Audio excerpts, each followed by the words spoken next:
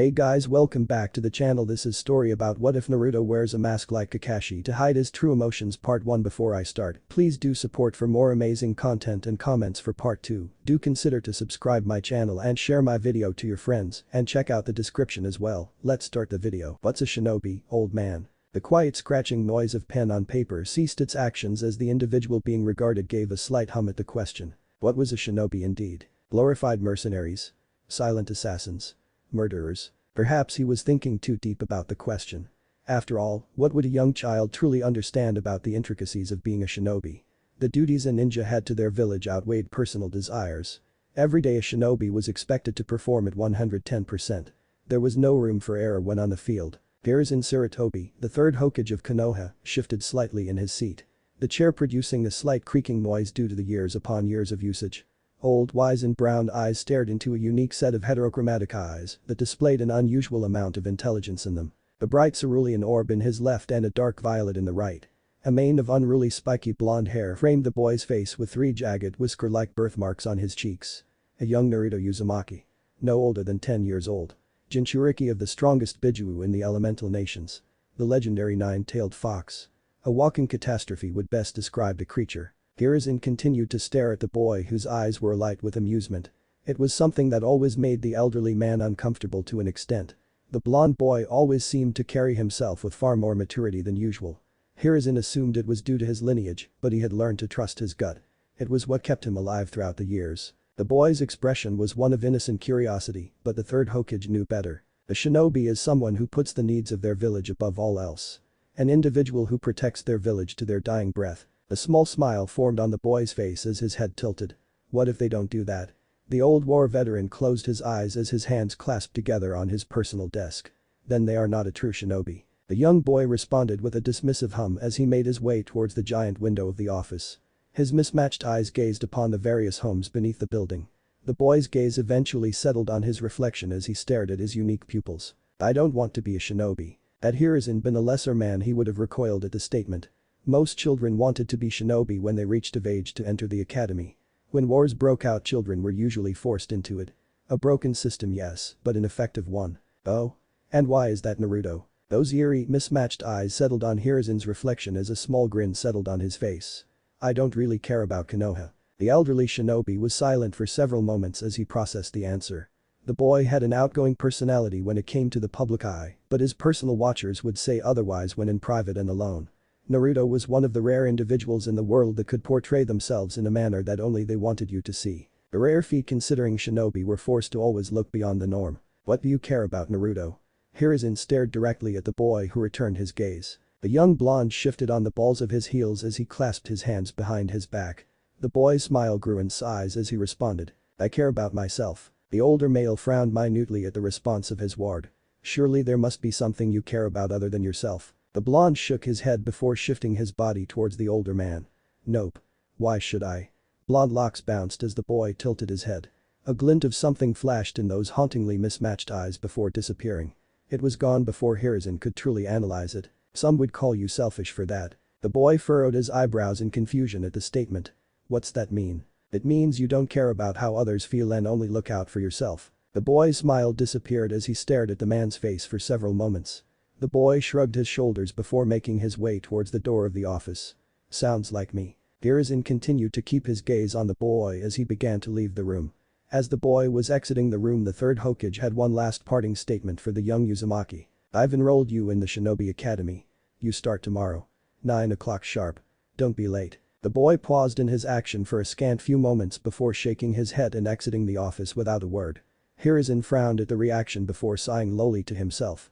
The boy had no other choice than to be a shinobi, and if the boy grew up resenting Hiruzen, then so be it. For the betterment of Konoha he would do anything. Break. Stay close to me, Ino. We have a lot of things we need to do today. The young girl with platinum blonde hair and light teal eyes shook her head and began to trail after her mother. Childlike curiosity bounding through the young girl as her eyes scanned each and every object in the main marketplace of Konoha. What are we shopping for, mommy? The mother of Ino glanced down towards her daughter as she took the young girl's hand in hers and guided them through the busy streets. A gentle smile framed the brunette's face as she responded. I'm making my special yakisoba recipe tonight and your father is getting off early today. It's a special occasion after all. You're following in our footsteps. The young girl's eyes widened in joy as her body practically vibrated. "I can't wait. You make the best food, Mom." The older Yamanaka just chuckled merrily as she slowly weaved her way through the many residents of Konoha.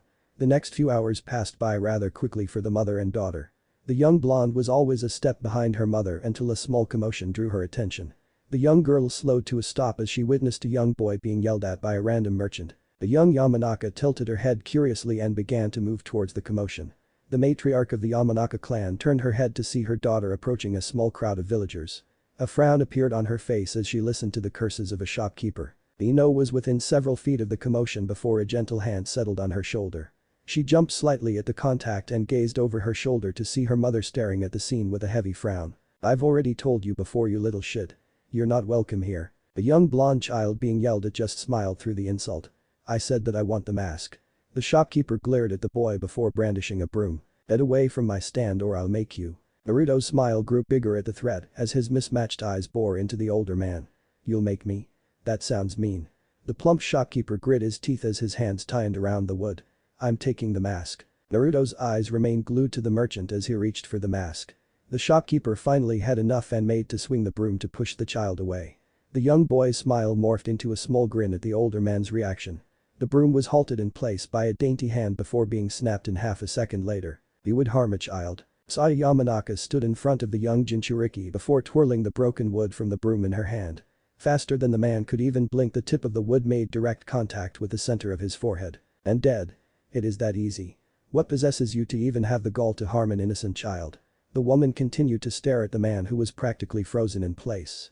The man audibly gulped as his gaze shifted between the woman and the blonde boy. "That's not an innocent child." The woman raised her eyebrow before shifting her attention towards the young blonde boy who was watching the scene with a small grin. Saya studied the boy's face for several seconds before pushing the sharp piece of wood slightly forward. A small cut and a slight dribble of blood ran down the man's nose as the boy's grin grew larger. "He is an innocent child.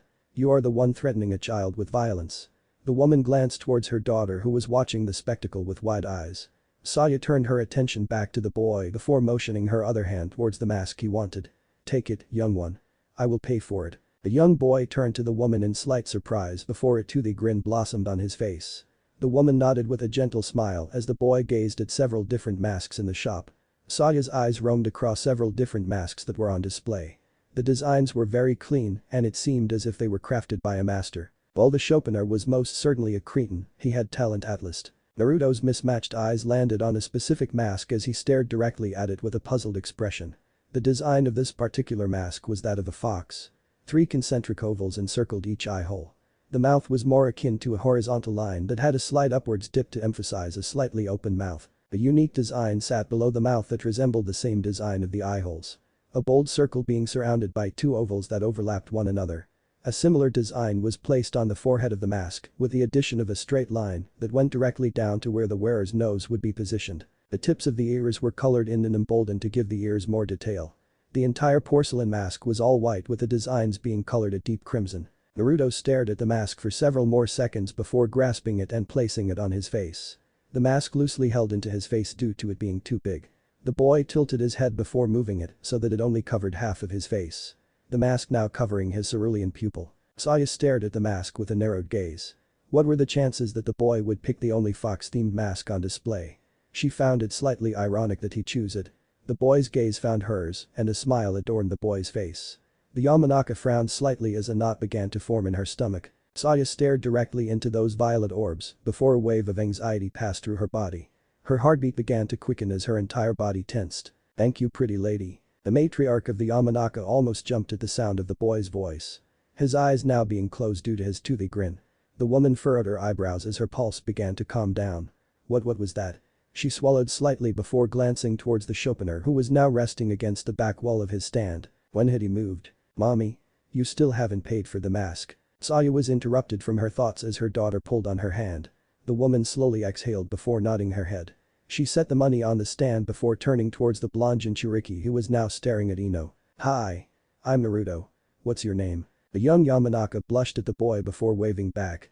His eye was purple. Her favorite color. They were so beautiful. I'm Ino. The girl trailed off after stuttering before shyly hiding behind her mother. Naruto tilted his head before walking around the older woman and staring at Ino. "Why are you hiding?" "Ooh. Are we playing hide and seek? I've never played it before. The other kids don't like me. They always stay away from me. The boy trailed off in sadness after his statement. Saya frowned at the boy's tone before glancing towards her daughter and gently nudging her for encouragement. The girl slowly stood in front of the boy before giving him a shy smile. I'll play with you, Naruto. The boy's head snapped towards the young blonde in surprise. Really? You want to play? The girl nodded at the question as a smile morphed onto his face. Cool. My first friend. Saya stared at the interaction between the two children with a keen eye. There was something in the boy's gaze that caused an uncomfortable feeling to settle in the pits of her stomach. His eyes were far too sharp for his age. There was too much intelligence in them. She must be paranoid.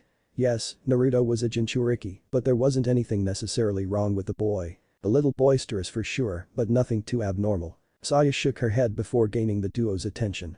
Would you like to join us, Naruto? Ino and I are just finishing up our shopping. I'll take both of you to the park afterwards. Ino grinned at her mother's statement before nodding her head. The blonde boy stared at Saya for several seconds before nodding his head, causing his mask to bobble slightly at the action.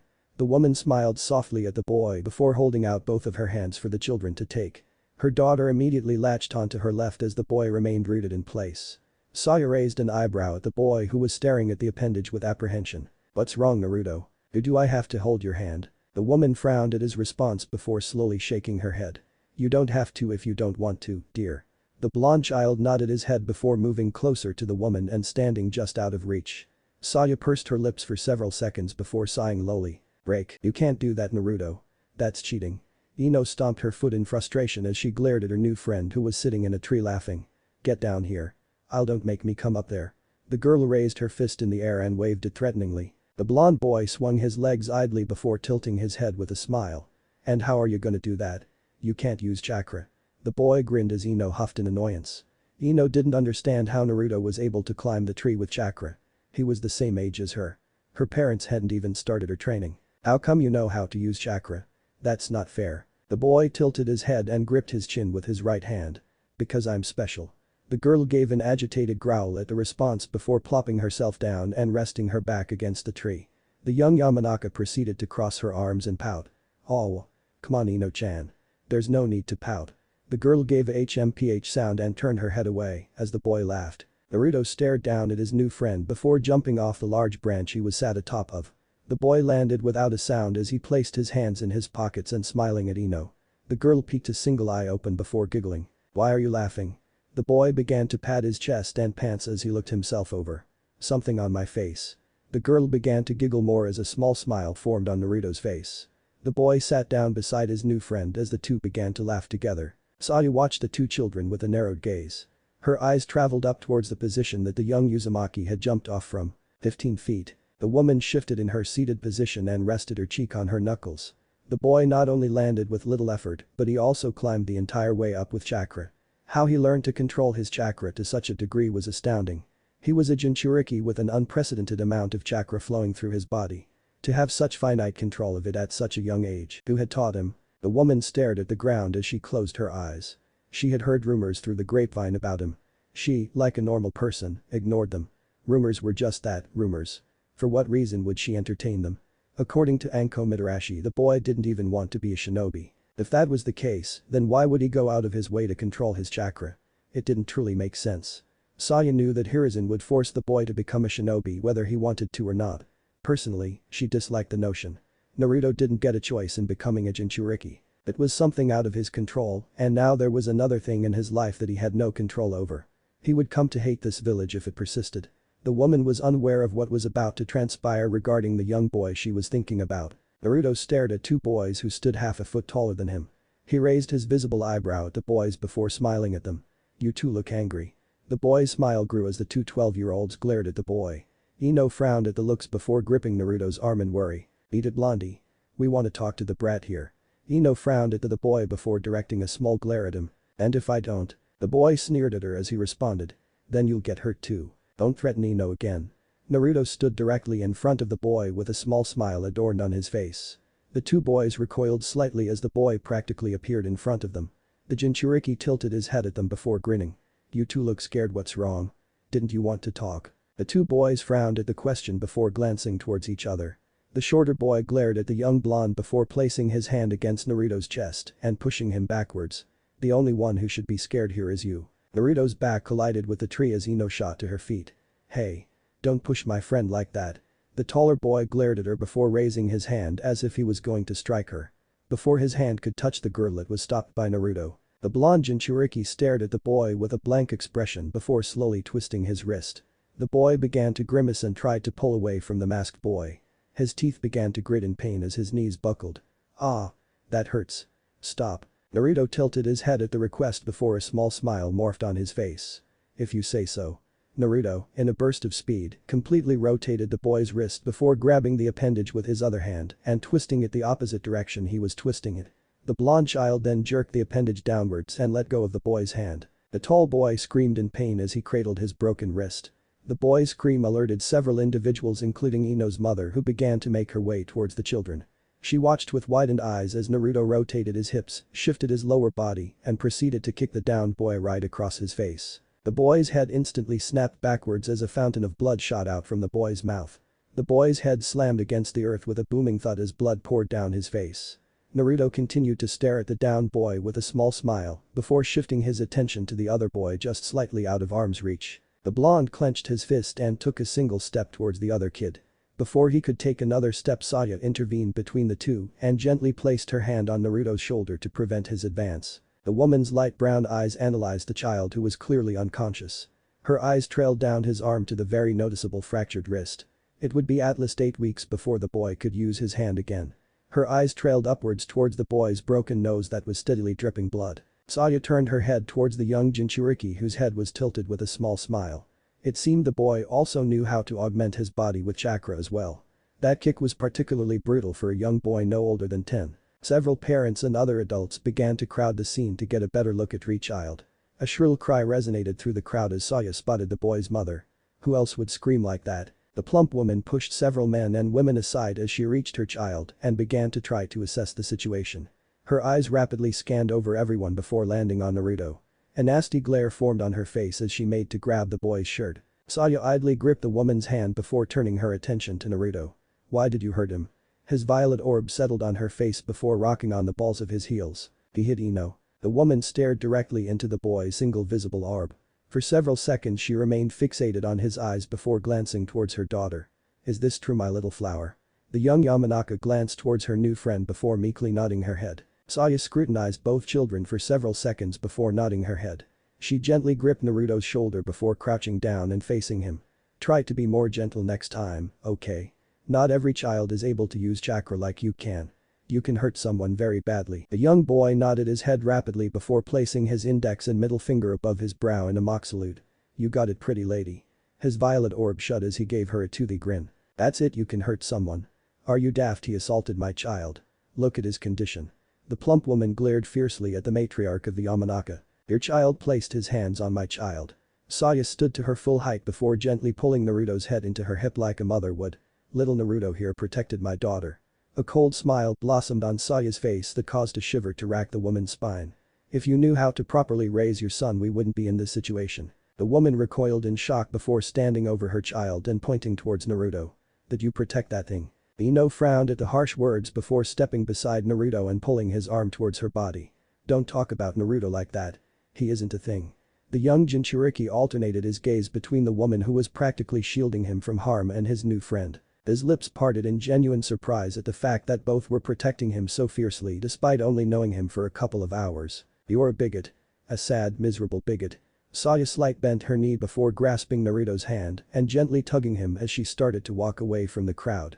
The young boy made no effort to resist and allowed himself to be pulled by Ino's mother as the girl followed suit with her mother and new friend. That little demon will be the end of all of us. You protect what you don't understand. He'll kill us all.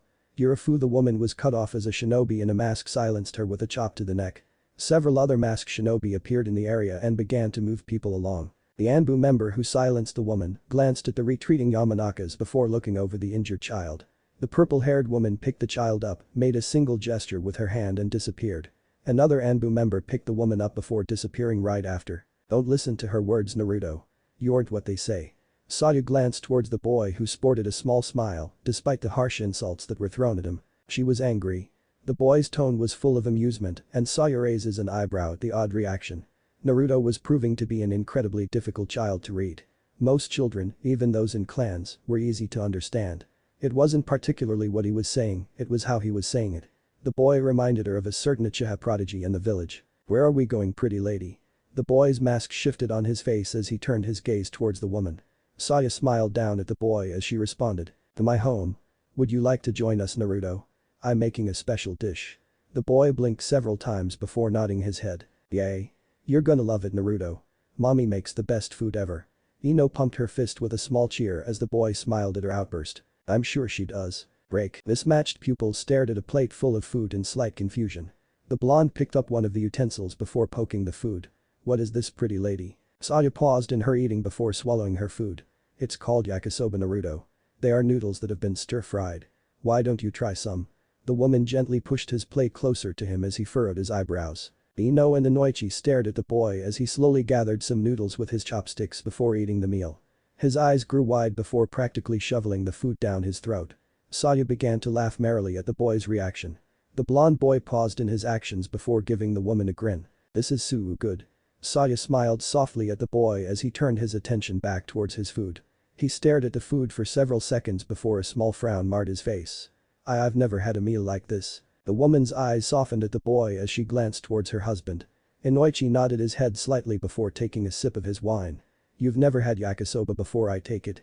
The woman's mouth dipped into a frown as the boy's eyes glimmered in sadness. "I've never had someone cook a meal for me." Silence reigned in the dining room for several moments following the boy's statement. A knot formed in Saya's stomach as her heart lurched. Too often of times did people take for granted the little things in their life. A home-cooked meal being one of those things. "Well, if you keep coming over then you'll get to taste more of mommy's cooking," Ino exclaimed with a small smile before taking a gulp of her juice.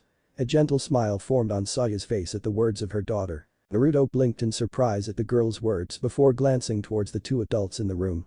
Inoichi shrugged lightly before gesturing with his head towards his wife.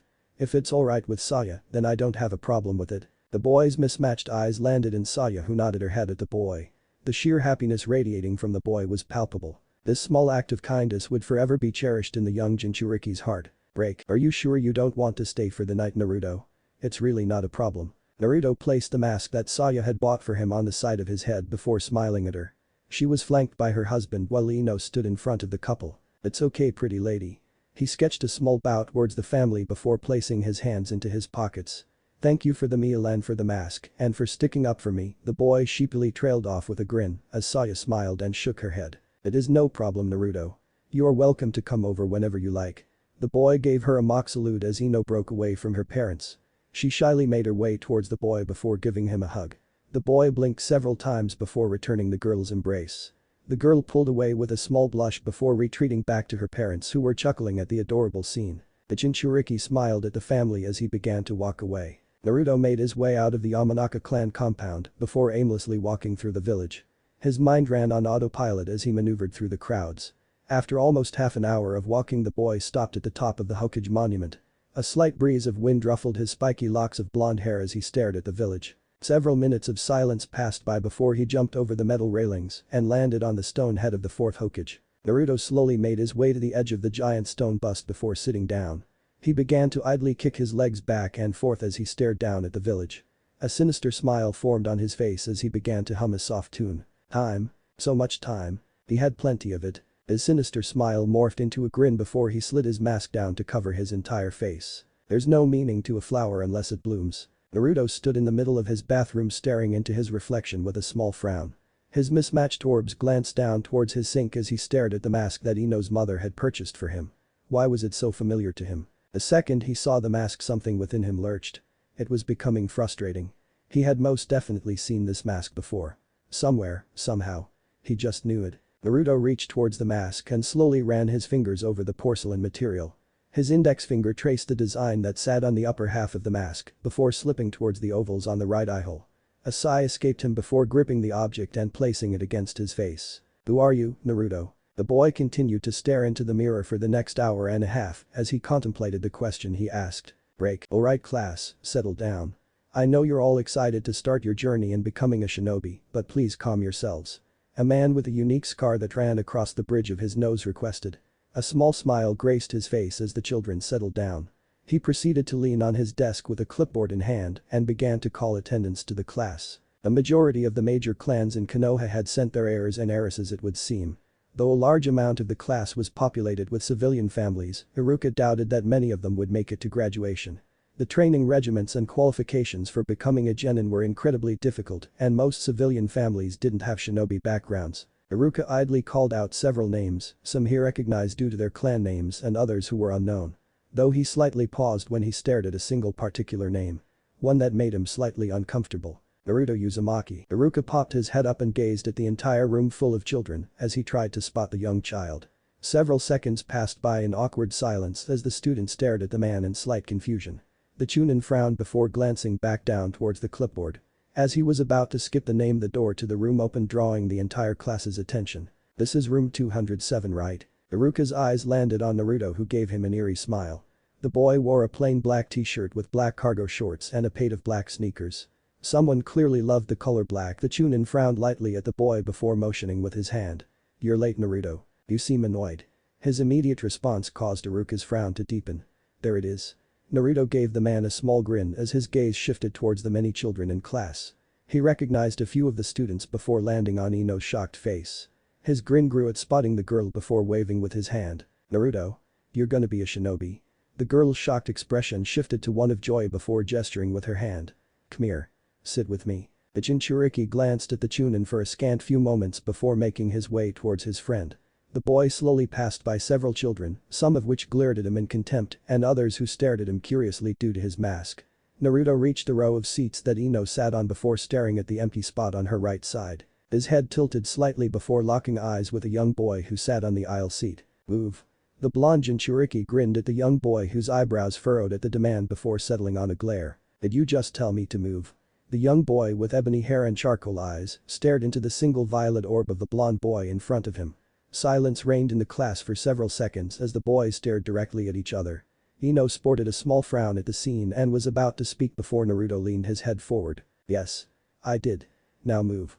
I want your seat." Black eyes narrowed at the request before responding dismissively. "Then make me move." The crooked smile formed on the Jinchuriki's face before his right hand came to rest on the desk in front of the other boy. "This is the last time I'm going to ask you before I send you through it." The ebony-haired boy finally stood up from his seat and glared viciously at the blonde. "You must not know who I am." Naruto smirked directly at the boy before standing to his full height as well.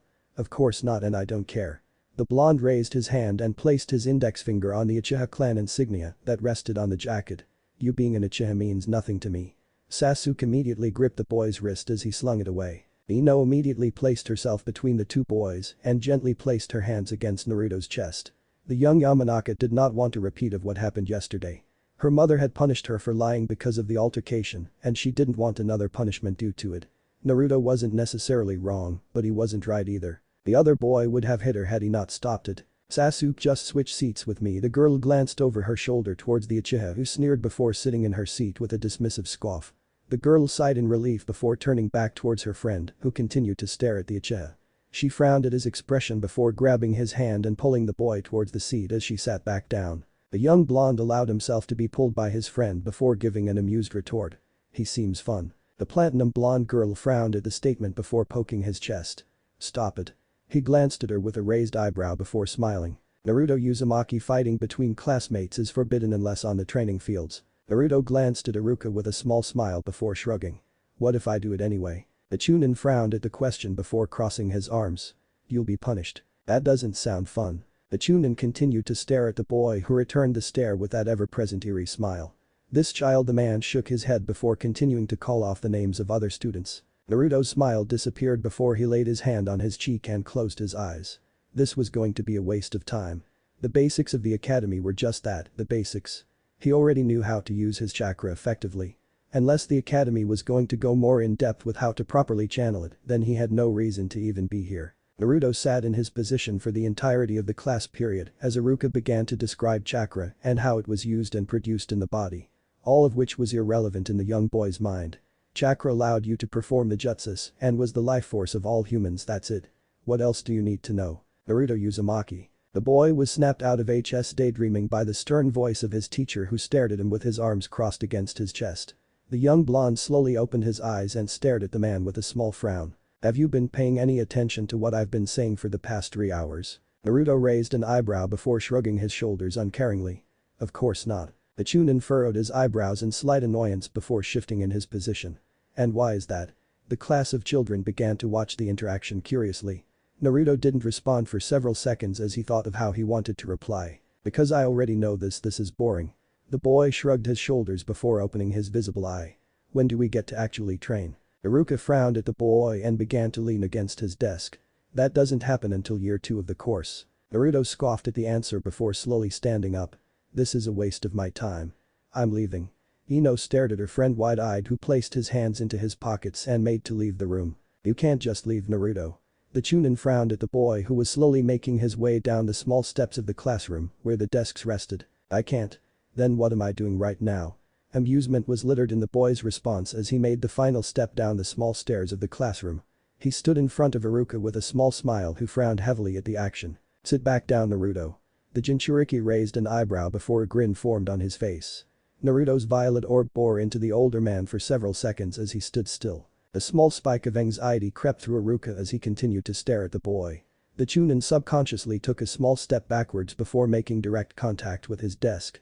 The wooden object scraped against the floor, drawing the older man's attention. Iruka quickly shifted his attention back in front of him, only to notice that Naruto was now nowhere to be seen. His eyebrows furrowed in confusion before glancing towards his students. The children returned his stare as Iruka tried to grasp what just happened. He blinked several times before shaking his head. A small smile adorned Naruto's face as he stepped outside the academy building. That was far too easy to do. The boy made it all of 2 steps before a woman in a cat-themed Anbu mask appeared in front of him with her hands crossed over her chest. The 2 masked individuals stared at one another for an entire 2 minutes in silence. The purple-haired woman tilted her head slowly before speaking. You are being difficult again. The boy adopted a grin as his hands rested in his pockets. My time is better spent elsewhere. Nico continued to stare at the unique child before shifting her position. Hokage-sama ordered me to take you back should you try to skirt the academy. That's mean. His response was expected. Nico knew the boy far more than others. She had been his personal watcher for the last 3 years. His mannerisms, his actions, his words. They weren't that of a child. It was noticeable to any and all who ever interacted with the boy. Clearly something was off about the boy, but most either ignored the child due to his condition, while others wrote it off as him expressing himself. Children were unpredictable after all. You follow the old man blindly, Ni-chan. Yuga blinked slowly underneath her mask as the boy shifted on the balls of his heels. He knew that she knew exactly what he was trying to accomplish. She would play along though. I'm a shinobi. Her response was immediate as the boy's violet orb gleamed with amusement. Oh, I know. Yuga and Naruto continued to stare at one another for another minute before the woman narrowed her eyes. He was beginning to speak a lot more nowadays. What do you believe a shinobi is? It seemed to be the right question to ask because the boy's smile increased in size. The real questions. Naruto tilted his head before glancing off towards the village. The boy was quiet for a few moments before directing his attention back on the woman. A shinobi is a dog. Yugao's eyes narrowed at the boy's response. She knew exactly what the boy was implying with that statement.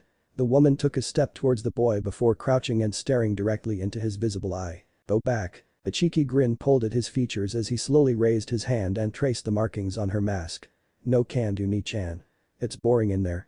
I want to have fun. Yuga allowed the boy to touch her mask as she pursed her lips. On one hand, he was absolutely correct. The academy was awful and dull. Someone like him would find no use for it. On the other hand, Hiruzen had specifically ordered the boy to attend the academy. Naruto already knew how to use his chakra and she doubted that learning more about it would benefit him. He was already learning subjects revolving around the application of chakra by himself. Of course she had given him the pointers to begin with. Naruto's gentle ministrations ceased as the woman tilted her head before placing her hand atop his head. How about a deal? A small smirk formed on her face as his eyes gleamed curiously. There were few things that could entice the boy and anything revolving around deals, agreements, and word of honors demanded his attention. I'm listening. Yuga ruffled his hair for a few moments before speaking. Finish the first month of the academy and I'll teach you something that'll allow you to skip the academy in its entirety. She smiled as the boy began to grin in excitement. I'll never have to come back. Yugao's long tresses swung from side to side as she shook her head. Never again. The boy narrowed his eyes before raising his hand. Shake on it. Had she been a lesser woman she would have snorted in amusement at the boy's actions. Yuga had honor despite being a shinobi. She upheld any bargains that she made. The woman's gloved hand gently gripped his smaller one before dipping it down in a show of faith. Have I ever lied to you before, Naruto-kun? That's why you're my favorite, Ni-chan. The boy smiled as he let go of the woman's hand before about facing and making his way back into the academy. Yuga watched the boy the entire time before disappearing. A sinister smirk morphed on the boy's face as the doors to the building shut behind him. Unexpected but ultimately a welcomed outcome. Break. Naruto sighed to himself as he sat outside the academy. It had been several days since he and Nico had made the deal and he was slightly regretting it. It was so boring here. Naruto glanced at the brown paper bag in front of him as a small glare formed on his face. The boy opened his bag and pulled out a small, red apple. His violet orb gazed at the fruit for several seconds before he began to squeeze it. The hand began to tremble for a few seconds before the fruit was ultimately crushed due to the boy's strength. The blonde stared at the fruit with a sense of detachment as the juices dripped from his hand. The mushed pieces of the apple slowly slipped to the ground as Naruto slowly unclenched his fist. Naruto. The boy shifted his attention to Ino as the girl made her way towards his table. He immediately wiped his hands clean using a napkin before smiling as the girl got closer. The bubbly girl sat down beside Naruto as she placed a bento box on the table. What ya doing eating out here alone? The girl tilted her head causing her ponytail to bounce. Naruto glanced at the napkin in his hands as he began to gently ball it up. Don't really like being in crowds all that much. He gave the girl a small smile as he began to tie up his brown paper bag. Ino glanced at the bag with a small frown as she unwrapped her lunch. Is that all you have to eat? Naruto glanced down at the bag before shrugging. I don't really eat all that much. Yamanakas scooted closer to her friend as she moved the boy's bag away. Here. You can have some of mine. She glanced over at the boy with a small smile. It's really good. Naruto stared at the girl for a few moments before glancing down at the assortment of different foods. It did look rather tasty as he reached for a piece of the food. His hand was gently slapped by the girl. He shook his head in slight annoyance before staring at Ino who had a Cheshire smile on her face. She gathered some of the food with her chopsticks before placing it near his face. Say ah. The boy looked at her indignantly as Ino continued to try to place the food in his mouth. After several seconds of the food hovering near his face the boy caved. A giant smile morphed on Ino's face as she began to feed Naruto some of her lunch. See? Wasn't so hard. It's good right? The boy nodded in agreement with a muffled hum. Ino continued to feed the boy with her occasionally taking her own bites. Why did you come back to class that one day? The girl idly began to peel her orange as she glanced at her friend. Naruto glanced at her for a few seconds before turning towards his brown paper bag and balling it up. The Hokage forced me to go back. He shrugged afterwards before throwing his trash in a can that sat a couple feet away. It's boring here. I already know this stuff. Ino tilted her head before throwing her leftover peels in the bento box. Then why don't you tell him that? Naruto scoffed at the question before resting his cheek on his fist. He won't listen. Never know until you try. She began to swing her feet back and forth as Naruto remained silent. The girl glanced towards her friend before picking up her chopstick and poking him on the nose. A giggle escaped her as his nose curled up from the action. She twirled the chopstick in her hand before placing it inside her bento box. Come on. The day is almost over. After class we can go to my house. The blonde Jinchuriki sighed before slumping in the table. Don't wanna. Ino smiled at the boy before grabbing a hold of his hand and dragging him off the bench. The boy refused to even stand to his feet as Ino struggled to pull him. She dug her heels into the ground and began to pull with all her weight. Naruto smirked before allowing the girl to pull him off the bench. The shift in weight caused Ino to yelp as she tripped backwards. Her skirt rumpled lightly as Naruto was dragged towards her. His eyes began to widen in shock as the girl held on and he toppled over her.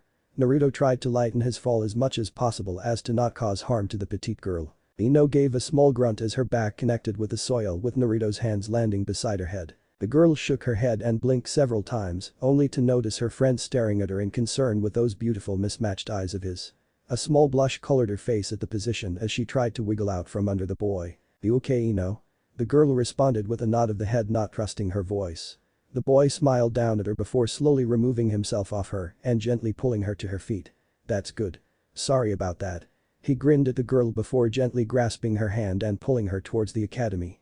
Ino trailed behind and allowed herself to be pulled by her friend. Her face was red with embarrassment as she glanced several times towards her fellow blonde. If your mom promises to cook food then I'll definitely come over. The whiskered child exclaimed. I feel like you're using me to get mommy's cooking. The girl petulantly replied to her friend. A sly smile appeared on Naruto's face as he shrugged lightly. I'd. The boy began to laugh as Ino huffed in exasperation. Break. You remain idle, Hiruzen. The aforementioned man glanced towards the person speaking before closing his eyes. I'm observing the boy. Danzo stared at Hiruzen for several seconds before shifting his cane. And how long will you observe him? You know as well as I do that something is not right with him. The Sandame Hokage shifted in his seat before slowly and meticulously packing his pipe with tobacco. He lit the object with a simple application of Kaiten chakra and inhaled a generous amount of the addictive substance. His personal watcher has observed him for several years now. Abnormal behavior from a child with his condition is not entirely unsurprising. Danzo narrowed his eyes before speaking tersely. And how are you so sure that his watcher isn't providing cover for him? He is too similar to Itachi in that regard. Hiruzen sighed at the man as he took another drag of his pipe. What Danzo was insinuating was interesting. Nico did always have a soft spot for the boy. But he doubted very much so that the woman could be manipulated. Naruto was incredibly intelligent, but there was no way he could get inside the head of a seasoned Anbu captain. But there was always a possibility. Children like Itachi and Naruto were one of a kind in this world. The only problem with Itachi was that he was pushed too far.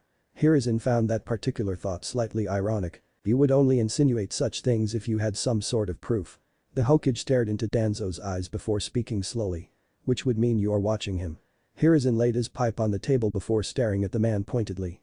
I've authorized no such thing. You will refrain from continuing to do so. The two rivals stared directly at one another for several tense moments before Danzo eventually shut his visible eye and nodded. You are making a mistake. I've made many in my life. What is one more? Hiruzen took another drag of his pipe before sighing. I can assure you that Nico is performing her duties with Konoha's interest in mind. The crippled war hawk shut his eye for several moments before slowly rising from his seat. For your sake, as well as Konoha's, I hope she is. We don't need another incident like Itachi. The crippled man vacated the office, leaving Hiruzen to his thoughts. The village couldn't afford another incident like with Itachi. Too much pressure on one so young, it was truly a tragedy. Itachi had always been a calm and talented child. Humble and well-mannered. So it came as a shock to the village when he cracked. Hiruzen narrowed his eyes as he took a drag of his tobacco. The Uchiha clan may have been difficult individuals to get along with in the village, but their annihilation at the hands of their most powerful prodigy since Madara Uchiha was unfortunate. Several members had survived the teen's rampage, but the damage had already been done. No one truly understood what had happened for Itachi to just seemingly snap as he did. The youngest S-rank shinobi in the elemental nations at just 14 years old. He had slaughtered more than half of the shinobi in the Uchiha clan, most of which were comprised of seasoned jonin. After being discovered by a patrolling Anbu unit, he killed the members and severely injured the captain before fleeing the village. A handful of the Uchiha lived on, but it was a night that many would mourn. The Uchihas were an integral part of Konoha. Naruto was exhibiting signs of following in the boy's footsteps. He was a boisterous individual, and Nico could attest to it, but she had also stated that he allowed you to perceive what you want. The woman had explained that it was similar to a game of sorts to the boy. She was the only person who was in constant contact with the boy. Hiruzen didn't truly understand the explanation, but he got the gist of it. Perhaps Danzo's concerns were well founded. The only person in the village with the knowledge of how Naruto's mind worked was Nico. There was only so much Hiruzen could do in regards to Naruto. The blonde was incapable of being read by the Yamanaka clan. It was a danger to both should they try to delve into his mind. Making a proper diagnosis would be incredibly difficult. Hiruzen was well aware of the sociopathic tendencies that Naruto harbored. And if he was being honest, he felt that Naruto knew that he knew this information. And it all circled back to the situation with Itachi. The same symptoms were being shown, and Hiruzen knew that it would be far more volatile. Naruto could end up like Orochimaru, and that was something that truly scared the man. He would need to find a way to balance Naruto's more negative attributes and place him in situations that would net positive gains. The elderly man narrowed his eyes as he thought back to a report given by Nico just under a week ago. The boy had taken a keen interest in the Yamanaka clan heiress. For what reason? It was entirely up in the air, but considering Naruto had been invited into their home, it was something to look out for. Perhaps he could use this to his advantage. It would take some time and many negotiations, but he could make this work. Hiruzen pulled out a scroll and began to scribble his thoughts on the parchment. Ino Yamanaka was the first thing that Naruto had truly shown an interest in. For the betterment of Konoha. Break. Naruto and Ino walked hand in hand towards the Yamanaka clan compound to spend the rest of the day together. The time had passed by pretty quickly for the couple, and once the bell signaled for the students to leave, they were the first to immediately leave. Naruto quietly listened to Ino as she described how several types of flowers bloomed and which seasons they would bloom in. She was very knowledgeable in the flora department, knowing many native plants that grew within Fire Country and their names. If the boy was being honest, it was impressive. She was clearly very passionate about flowers. It was cute. And there are these specific subspecies of plants that grow only near the waterfalls of Fire Country, and when they bloom they take on the shape of a square with the girl trailed off slightly as she noticed the boy's amused expression. Ino's face began to color red as she realized she had gone off on a complete tangent about flowers. Naruto glanced at Ino with a small grin before tilting his head. "You're cute when you talk about flowers." He began to laugh as the girl's blush grew in intensity. "Keep going. Your knowledge about flowers is interesting." The young girl glanced at her friend shyly before replying. "Are you sure? I don't want to bore you. People think I'm weird when I talk about flowers and stuff. I just love flowers." Her eyes found the ground after speaking. Naruto stared in her direction for several moments before gently squeezing her hand. "So? Who cares what people think? Do and say what makes you happy." He shrugged his shoulders with a small smile as Ino turned towards him in slight shock. "Like I said, keep talking. I enjoy listening to you speak." A small smile morphed on Ino's face before she began to continue on about flowers and their traits. The entire time Naruto listened to the girl with a small smile. The children made it to the compound as Ino continued to speak about flowers. Several clan members watched the couple walk through the compound in slight amusement. They knew of Ino's obsession with flowers. The blonde couple reached the main house of the compound before entering it. The two began to make their through the house before stopping short of the living room due to hearing Inoichi and Saya speaking to one another. "Inoichi? He's using her as a tool. Be rational." Saya's voice exclaimed rather loudly. The sound of Inoichi sighing heavily was heard before the man began to speak. "I know, Saya, I'm not disagreeing with you. Hiruzen has his beliefs," and he was cut off from speaking as Saya slammed her hands on the table. Ino jumped at the rather loud noise as Naruto gently squeezed her hand. He began to move closer towards the entrance of the living room and peeked his head out slightly with Ino a step behind. "Do not justify his reasonings. My daughter isn't some political tool to be paraded around like a monkey." The woman screamed in frustration as Inoichi grimaced. Her husband began to rub his face with both hands before sighing. "What would you have me do, Saya? My hands are tied." The woman trembled in aggravation as she bounced her legs from her spot on the couch. I don't know. I." The woman began to tug on her dress before sighing heavily. "I want my little flower to be happy. She doesn't deserve to be forced into situations because the Hokage finds it convenient. I don't want to force her to do anything she doesn't want to do." The woman was pulled into an embrace by her husband as he gently ran his fingers through her hair. He kissed her head lovingly before responding. I know my love. I will see what I can do." The two adults heard a slight creaking of wood before turning their heads towards the noise. The couple spotted Ino and Naruto glancing from behind a wall as Ino glared at her friend for making a noise. The boy sheepishly rubbed his head while apologizing. The scene caused the married couple to smile slightly. Naruto Uzumaki. Ino Yamanaka. The two children froze at the voice of Saya as she slowly stood from the couch with her hands on her hips. She stared at them with a stern visage before calling them into the room. The two blondes slowly made their way to the woman who began to smile down at them. "It's rude to eavesdrop, you two." She placed her hand on Ino's cheek and gently began to caress her face before glancing at Naruto. "How much did you two hear?" The boy shrugged with a small smile before tinkering with his mask. "A lot." Saya nodded slightly before sighing. "How about I make a home-cooked meal?" She chuckled at the sight of the two children who grinned with joy at the question. The woman gestured with her head before speaking. "Run along and go play. I'll call you when the food is ready." The two children nodded their heads before running off to the backyard. "Well, it isn't all that bad, is it?" Inoichi grasped Saya's hand in his own and stroked the back of her hand with his thumb. The woman sighed to herself before pulling Inoichi towards her. "They are rather cute together." She buried her face in the crook of the man's neck as he began to laugh. "Come. I'll help you cook." Saya scoffed at her husband before pulling away. "You'll do more harm than good. Last time I let you cook you burned the meal. You'll wait just like the children will." Inoichi began to laugh before following his wife into the kitchen to harass her. The married couple throwing shots at one another that had no real venom behind it. Perhaps things wouldn't be so bad. Page Bunshins were an incredibly interesting jutsu. They took on your looks, mannerisms, abilities. They were even capable of individual thought. Shadow clones were very much self-aware and it was noticeable. They instinctively knew that they were but a hair's breadth away from death at all times and would act recklessly at the behest of their master. Mismatched orbs studied the entity that stood in front of them with a scrutinizing gaze. Naruto tilted his head as the doppelganger mimicked his actions. A small frown began to form on the boy's face the longer he stared at it. There was something off about his clones. They weren't him. Not in the conventional sense, he knew this.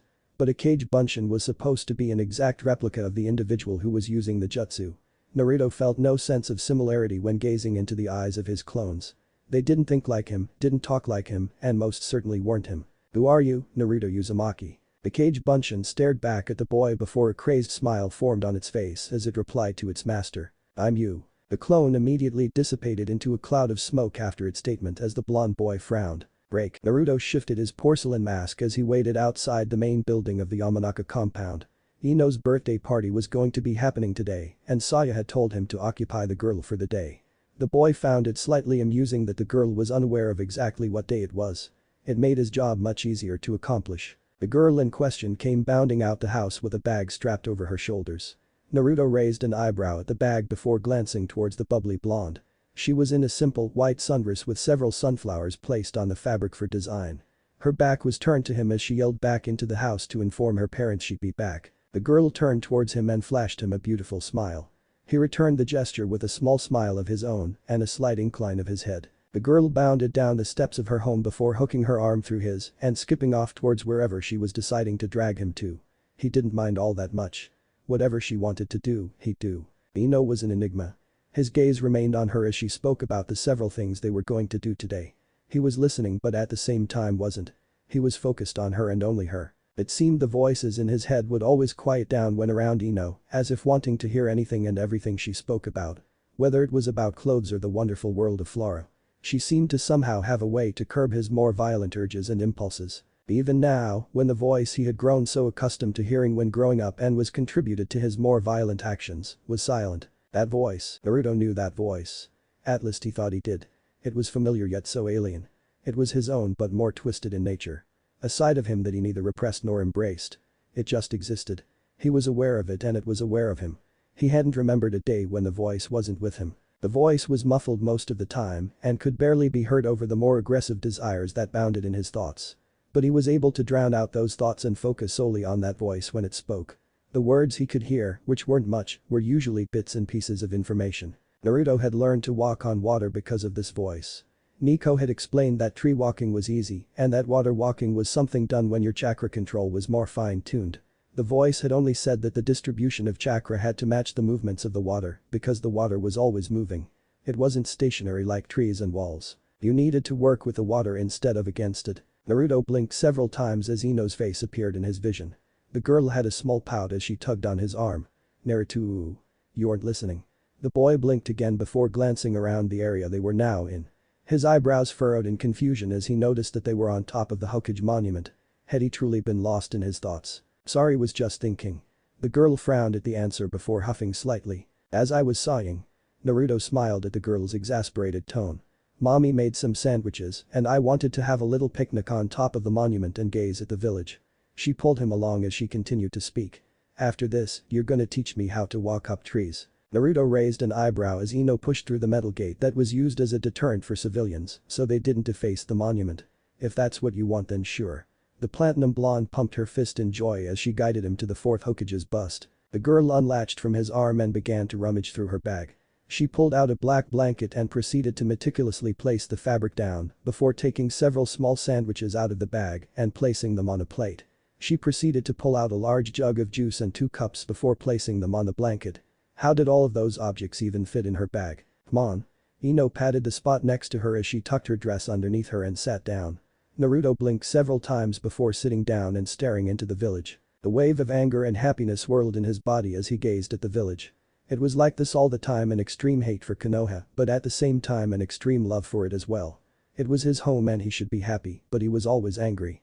Fueled with vitriol from the treatment of strangers for something he had no control of. Naruto's hand clawed at the soft fabric beneath him as his mismatched pupils gazed at the many buildings standing in Konoha.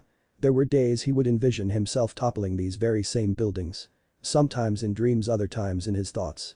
Being alone with his thoughts were always dangerous. Every time his head hit his pillow he would be in another life, another Naruto. Someone who possessed the same face and same voice but different mannerisms.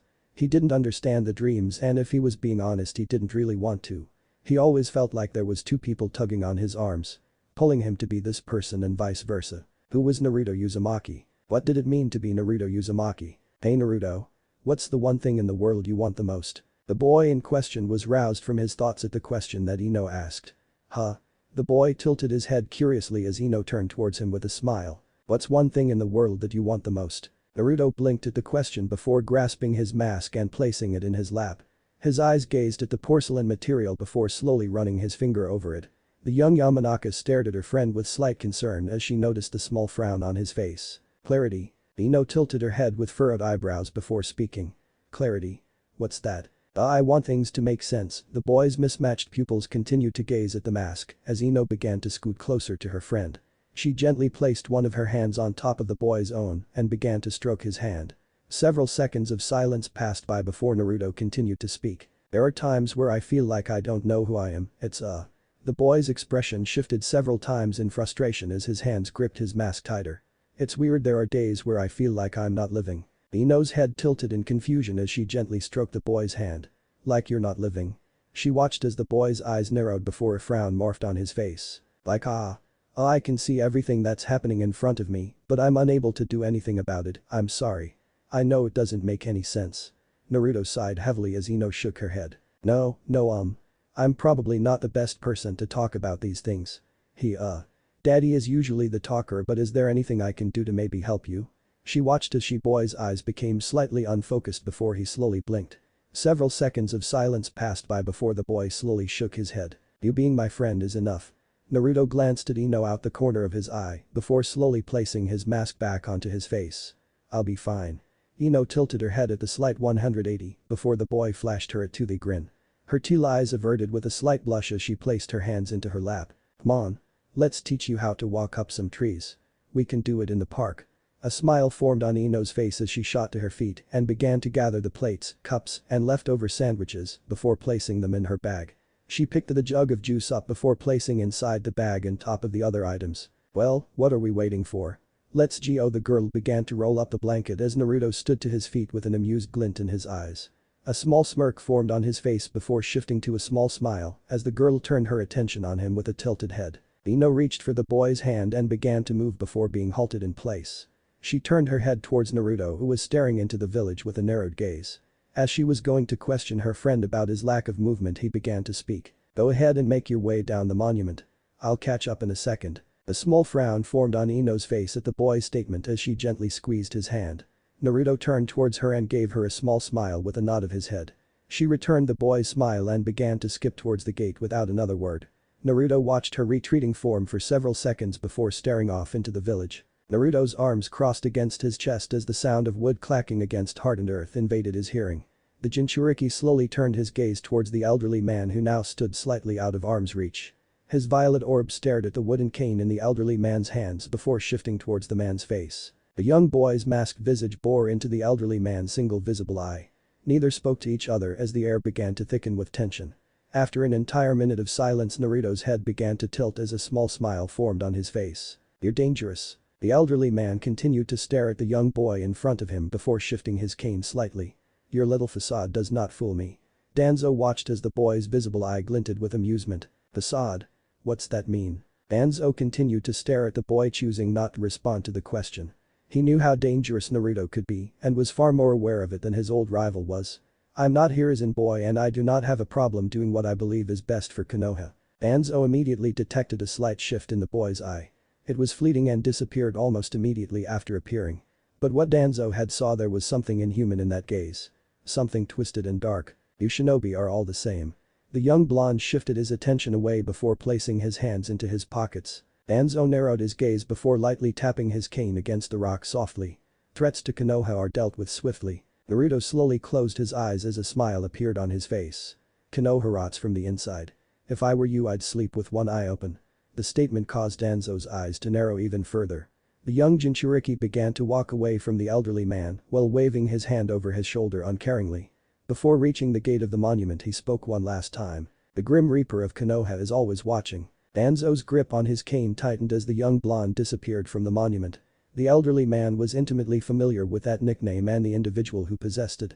The youngest S-rank shinobi to ever grace the elemental nations and quite possibly could be named the most talented as well. Itachi Uchiha. This boy, he was proving to be far more dangerous than Danzo thought. He would need to move discreetly from now on. Itachi had been one of the boy's watchers when he was younger before Yuga had took over after the Uchiha's promotion to Anbu captain. Danzo would need to deal with Nico discreetly if she was being compromised. Break. Naruto possessed a small smile as he took slow steps down the massive staircase leading down the monument. Placing his hands in his pockets, he glanced towards his right and smiled at Nico, who was crouching on the metal guard of the staircase. Is it wise to tip your hand so soon? The purple-haired woman tilted her head after her question as the boy shrugged lightly before shifting his body towards her and tugging his mask over his face. It doesn't matter. The old man is likely already connecting the dots in regards to Itachi. Nico remained in her crouched position before inclining her head and glancing down towards the bottom of the staircase. They are still watching. The young blonde shrugged his shoulders before raising his hand towards his masked visage and exclaiming loudly. I will be more careful next time, Yuga-nichan. He proceeded to wave at the woman before continuing on his journey as Nico stared at his retreating form. The woman continued to stare at the boy before disappearing in a shunshin to look over her ward from afar. He was truly kicking things off now. Break. No. Ino yelped as her vision focused on the ground that was rapidly approaching. The girl shut her eyes as she waited for the inevitable pain from falling down the tree. Several seconds went by before she slowly opened her eyes to the amused face of her best friend. You think I'd let you fall? Naruto's left arm rested underneath the girl's legs as his right arm looped around her back. The girl's face began to heat up as she averted her gaze from the blonde Jinchuriki. The young boy was silent before shrugging his shoulders. Let's head on back to the compound. You got running and walking down pat.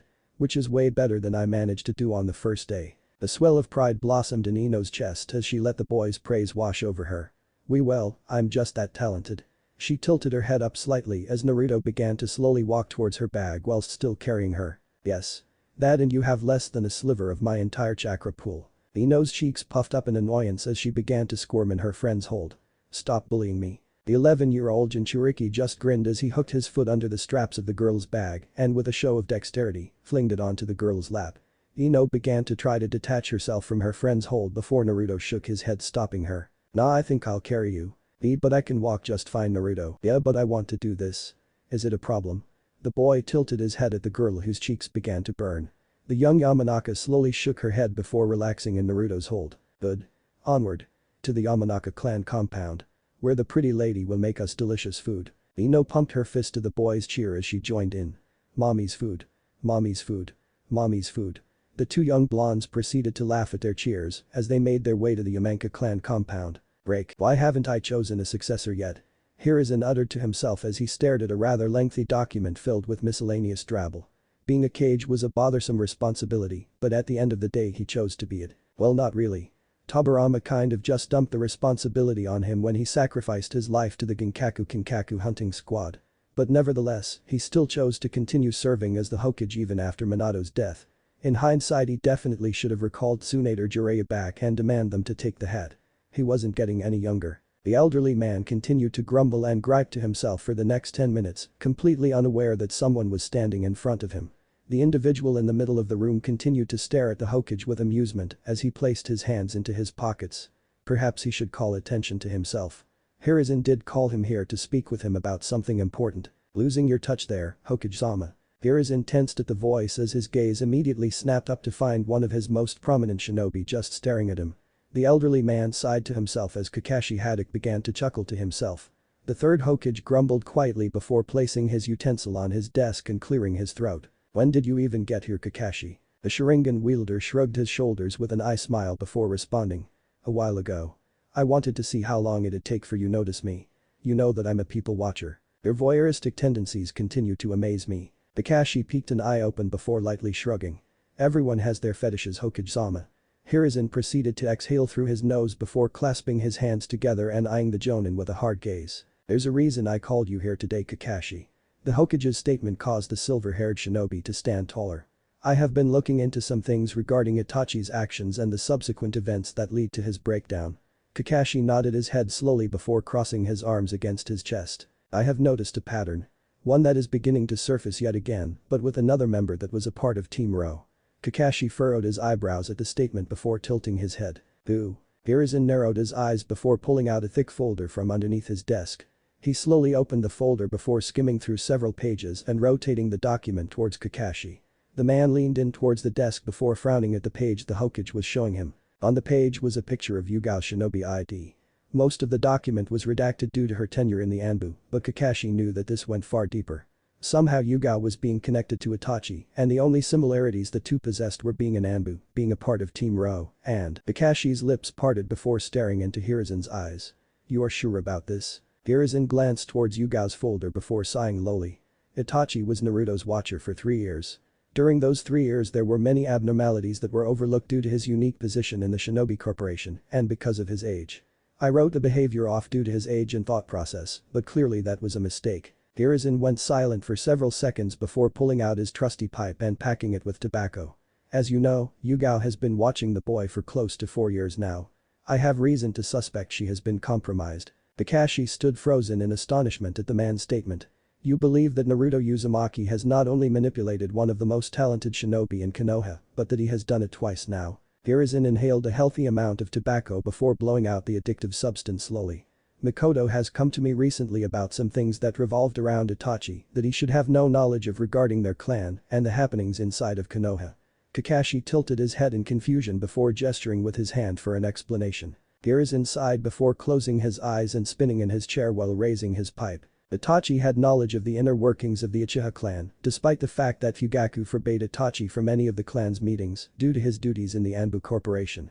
The elderly man proceeded to stand up from his chair and slowly walked around the room while glancing at the portraits of the previous Hokages. Now, that's not really groundbreaking information because of how talented Itachi was in the clan.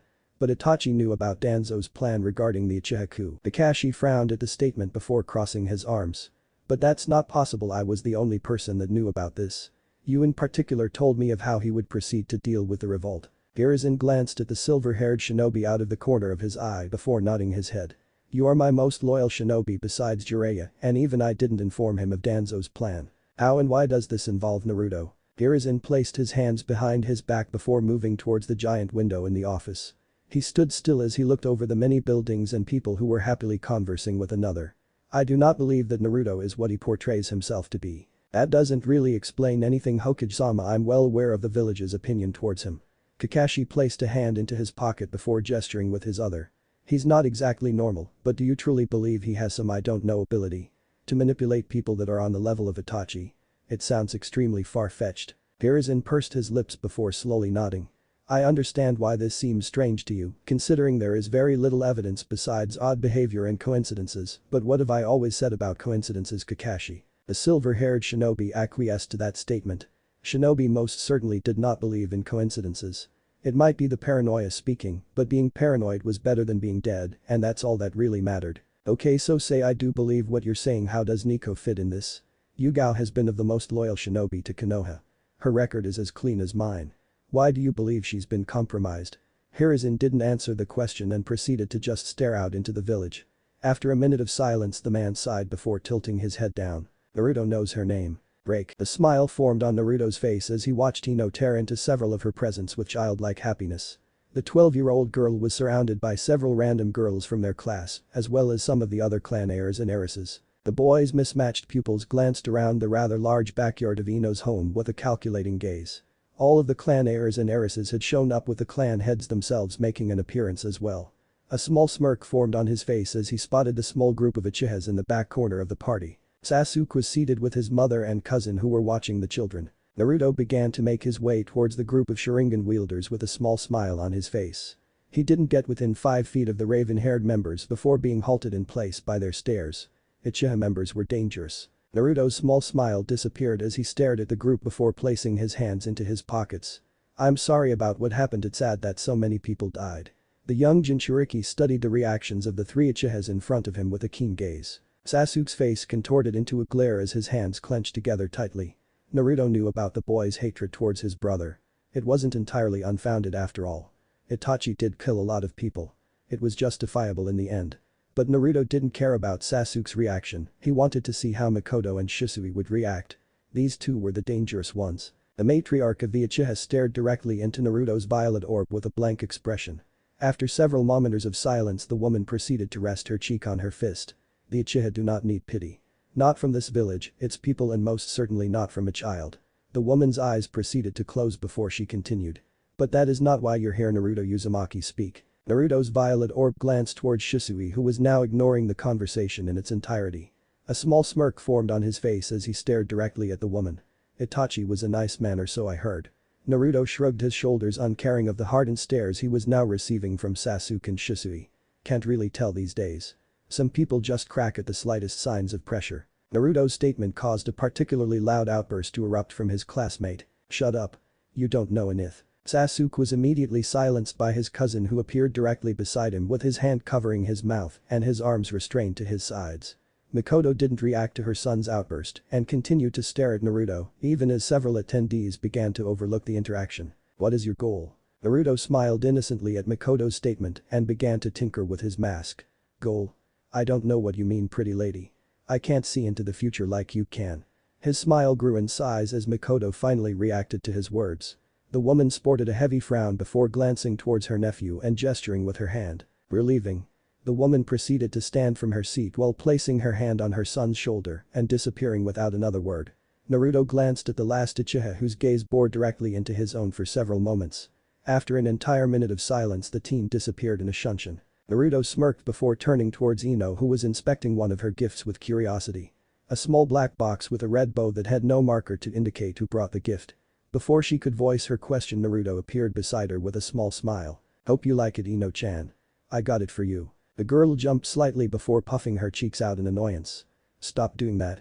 Naruto grinned in response before placing his arm over her shoulder and pulling her into a one-armed hug. Let me think about it, no." He booped the girl's nose with his index finger before swiftly moving away to dodge the girl's retaliation.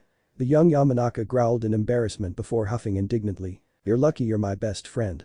Naruto just responded with a small grin before gesturing towards the small box. The small group of girls and few boys' subtlety moved away from the blonde boy who ignored their movements as he focused solely on Ino. Ino began to unwrap the red bow before slowly opening the box. She slowly tilted her head with parted lips before reaching into the box and pulling out a mask that was very similar to the one that Naruto wore. The only difference being the size of the mask and the color of the designs on it. The porcelain material was the same shade as Naruto's with the designs being a dark purple. Ino glanced up towards Naruto who was smirking with his hand in his pocket. "You're always trying to wear my mask. I figured that you'd want one of your own." He shrugged while gently taking the mask from Ino's grasp and placing it near her face. "I bet you look cuter in it." He proceeded to wink as the girl began to blush before placing the object on the girl's face. Similar to Naruto, the mask sagged slightly before being adjusted to only cover a portion of the blonde's face. Ino was quiet for a scant few moments before a small grin appeared on her face. "I love it. Thank you so much, Naruto-kun." The girl flung herself towards her friend who had to brace himself so he wouldn't fall backwards. Naruto returned the girl's embrace before whispering in her ear. Ino immediately pulled back with a blush as she began to slap her friend's chest. "Don't say things like that." Naruto just began to laugh before slowly leaning towards the girl and placing a kiss on her cheek. Ino's eyes widened in shock as Naruto cheekily smiled before walking away. The blonde Yamanaka didn't move from her spot even as her friends from class began to surround her and gush about the boy's action. Saya softly smiled at the interaction before gathering the rest of the girls' presents and moving them into the house. She passed by several attendees before opening the door to her home and placing the assortment of gifts in the living room. Saya hummed to herself before turning around and blinking at the sight of Naruto who was leaning on the door's entrance. "Naruto-kun. Is there something you need?" The woman watched as the boy's expression shifted into a small frown. "I need to go. I'm sorry I won't be able to stay until the end. Is there something wrong? Maybe I can help." Naruto glanced away for a second before placing his hands into his pockets. "No, it's alright, pretty lady. Tell Ino I had a nice time today." Saya watched as the boy passed by her before exiting the home without another word. She pursed her lips for a few moments before sighing and shaking her head. Ino wasn't going to be happy now. Great. Just great. Mismatched pupils stared at the bounty of children who were aimlessly running around the park playing games. The young blonde shifted in his seated position atop the largest tree in the park. The 11-year-old blonde frowned as the children ran around the park, tagging one another in a silly little game. What a miserable existence. Had his mind truly been warped so much that just the thought of doing something so pointless as playing tag filled him with disgust? These children would never understand the burden he carried every single day. They got to live on, carefree, never worrying when they would be fed. Sleeping in a warm bed after a delicious home-cooked meal from a mother who showered them in love. The boy's hands clenched the bark of the tree trunk as small grooves began to form in the wood. His dual-colored pupils becoming darker as his mood soured. They never needed to worry about anything, always running around with those disgusting smiles adorned on their faces. The wood that Naruto held began to creak quietly before eventually just snapping in half, showering him with fragments of wood and dust. He paid it no mind. This world, it would know pain. It would understand suffering. It would. Naruto K U U U U U U U U U N. The voice of his best friend caused his previously sour mood to swivel on a dime. His aggravated visage shifting drastically as a small smile formed on his face. His violet orb glanced downwards as he spotted the Yamanaka bouncing on her heels. She looked like an excited puppy as her hair bounced from her erratic movements. How was she always able to find him? It was incredibly strange to him. He could have chosen any location in the village to sit and stew in his anger, and the girl would still somehow find him. It's like the girl was aware of his presence at all times. As if they were connected somehow. Destiny perhaps. The young blonde mentally shook his head at the thought. Pondering the meaningless existence of fate and destiny would do him no good. If gods like fate and destiny did truly exist, then why does the world suffer so much? Why do children suffer in silence at the hands of their parents? Why do men and women needlessly throw their lives away? Naruto. We're gonna be late. Mommy and daddy are showing up to the evaluation. The Jinchuriki sighed lowly to himself as Ino's words shook him from his thoughts. The mid-year evaluation that was today, wasn't it? Why did they have to do it anyway? None of the civilian children could even hold a candle to the clan children. It was a waste of time. The academy hasn't even started proper training for the usage of chakra in combat. These civilian children would get absolutely demolished. Naruto scoffed in annoyance before jumping off the tree. He landed without a sound as Ino's face immediately filled his vision. C''MON, we're gonna be liat. The girl grasped his right hand with her left and instantly took off in a full sprint. The girl's platinum blonde hair trailing behind her as several strands whipped out towards his face. The blonde rolled his eyes with a smile as she began to declare how she would crush everybody else. It was definitely cute. She'd most certainly crush the civilian children with both hands behind her back, but she'd struggle against some of the stronger clan children. Namely himself and Sasuke. We don't need to run, Ino-chan. Yes we do. Naruto resigned himself to the torture his best friend was putting him through. Running to the academy just meant that he'd reach it sooner. He didn't enjoy the classes, the teachers, and disliked nearly every other child in the room. Sure, he never really went, but that didn't change the fact that he received the memories of his clones when they went. The other students were loud and possessed the intelligence of a rock. Just the thought of being surrounded by them annoyed him. The two children continued their pace for another 5 minutes before reaching the academy. Naruto could make out a rather large group of shinobi that were standing near the area where the students would usually spar with another. He could make out most of the clan heirs and heiresses' parents within the crowd. A small smirk formed on his face as he and Ino reached the practice grounds. His mismatched pupils glanced around the area as he spotted several children from his class standing with their parents. Would he truly try with this evaluation? He could, but that'd be too easy, and he didn't necessarily care for the bragging rights of being Rookie of the Year. It was a useless title and proved very little. On the other hand, Naruto shook his head at the thought. There was no positive in this. It was a waste of time. He didn't care for anyone's opinion but his own and Ino's. It didn't help that he didn't want to be a shinobi in the first place. Well, that's not technically true. Naruto did want to be a shinobi, just not a Konoha shinobi. He hated this village and mostly everyone in it. Why would he ever want to protect these people? They'd sooner throw him to their enemies if it meant they'd survive. He would make sure that they suffered. He'd make them all suffer. A small smile formed on the boy's face as Ino dragged him towards her parents. His violet orb analyzing both of them. They were genuinely kind people. He had never actually expected anyone in this village to do anything for him. They had allowed him to spend days, weeks even at their home. They put food in his stomach and treated him like a human. He didn't wish to hurt these ones. They'd be safe. His darker emotions must have been radiating because Saya immediately gazed at him in concern. Is everything alright, Naruto-kun? Saya truly was a saint of a woman.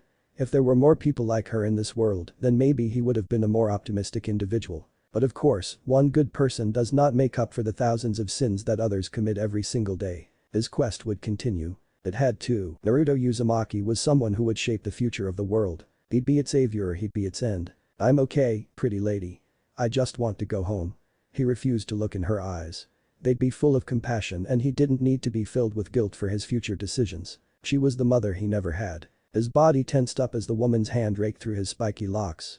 His resolve wavered for all but a second, but he refused to speak or acknowledge the woman's gentle touch. Stay away. Naruto closed his eyes as his face contorted into a visage of frustration. That voice. It was always invading his thoughts.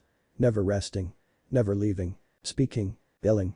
Even now, it was like a whirlwind of anger and rage swirling in his head. The screams of agony and despair were like nails on a chalkboard. That hateful cloud of anger wrapping around his soul and twisting his very person. He couldn't escape. The voice was screaming now. Loud. Loud. Loud. Loud. Louder. Louder. Shut up. Naruto's hands gripped his head as he doubled over in pain. He released a grunt of pain as he fell to his knees while clenching his eyes shut. He clawed at the sides of his skull as he tried to alleviate the pain from within his mind. A burst of chakra exploded out from his position as he began to scream into the sky. A hateful miasma began to pulse out from the boy as his body became encased in a shroud of crimson chakra. The crowd of shinobi and children immediately began to scatter away from the Jinchuriki, who continued to scream in anguish. Before Ino could rush to her friend, she was held in place by one of the many academy teachers within the area. "Saya. Hold him still. I'm going to force him to sleep." Inoichi was at the boy's side without another word as Saya tried to prevent the boy from thrashing around on the ground. Her knees dug into the soil as the boy's legs shot out at her. She grit her teeth as the red chakra emanating from his body began to burn her. "Naruto. Calm down. Stop moving. We're trying to help you." The woman grunted in pain as she struggled to hold the boy down, while Inoichi began to run through several hand seals. His hands became encased in green chakra as he immediately placed his palm on the boy's forehead. The effect was almost instantaneous as the boy's body went completely slack. His eyes rolled into the back of his head before shutting. Saya grimaced as she glanced down at some of the scratches on her arm. A bit of blood dripped down her forearms as she released a sigh of relief. Ino broke free from her restraint as she slid in the dirt next to her friend. She grasped the boy's hand in hers as her eyes became misty. "Mommy, is he going to be okay?" Saya glanced at her husband as several jonin began to direct the parents and children out of the area. She spotted several Anbu members touching down around them as Inoichi sighed to himself. I don't know, sweetie." The woman began to gently clean the blood off of her arms as she reached for the boy's mask. "Naruto is a special case in the village." The young Yamanaka didn't respond to the statement as she ran her thumb over the boy's hand. A tear slid down her face as she gripped his hand tightly. "Break." Naruto's eyes snapped open as he inhaled sharply. His body snapping upwards in response to awakening so suddenly. He could feel his heartbeat running a mile a second as he tried to calm his breathing. His mismatched orb snapping to and fro as he tried to locate any sources of danger. Several minutes passed in silence as he began to calm his rapidly beating heart. He was able to finally analyze his surroundings, and once he did, "Where am I?" Naruto glanced around his surroundings in muted shock as he tried to understand exactly what was happening. Was he floating? Were those clouds? He blinked several times as his hands touched the ground. A small frown appeared on his face as his hands met resistance. He glanced around the area before spotting his mask resting several meters in front of him. The blonde child rose to his feet as he slowly strode forward to retrieve his mask. The closer he got to his mask, the darker his surroundings became. The clouds around him were now pulsating as if they were alive. The blonde marched on as the clouds began to rumble loudly. The sound of thunder booming almost made him jump as lightning began to crash down around him. Naruto stopped in his quest as he slowly tilted his head towards the sky.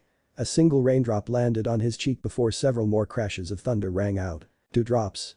3. 4. The rain began to fall faster as another strike of lightning touched down. His body becoming drenched as he glanced back at his mask. This feeling, it was sad. A frown formed on the Jinchuriki's face as he began to truly get a feel for his surroundings. So many depressing emotions were bombarding him as he wiped his face clean from the liquid assaulting him. Sadness. Anguish. Regret. Naruto powered through the onslaught of negative emotions as he continued to make his way towards his mask. Once reaching the object, he tilted his head in confusion as he noticed how damaged the object was. His mask had never been like this. He studied the object and noticed several things about it that made him frown. The left eye hole sported several cracks around it with one of the ears missing. The bottom half of the mask was completely missing with several jagged shards pointing downwards almost as if it had been blown off. The mask was covered in dirt and sported several red stains. Looking closer, he identified the stains as blood. A large frown formed on his face as he slowly reached for the object. Once his fingers wrapped around the object, a large flash of bright light surrounded him. He immediately shut his eyes with a yelp as he braced his body for danger. Naruto rubbed his eyes to alleviate his momentary blindness before the smell of smoke entered his nostrils. The boy opened his eyes and was once again shocked into silence. It was devastation. What was once no doubt a village was now a smoldering crater full of ash and death. Several structures were charred and destroyed, leaving only remnants of what was once a neighborhood. He glanced around the area and spotted several buildings and landmarks that were torn asunder. The fires still raging despite the sheer amount of ash raining from the sky. The Jinchuriki glanced around his surroundings as a small flash of movement caught his attention. He strained his vision as he spotted what appeared to be a figure standing atop a mountain. A mountain that looked very familiar. A small frown formed on his face before he immediately ran towards the mountain. He weaved in and out of the debris of several buildings as he spotted several bodies laying motionlessly.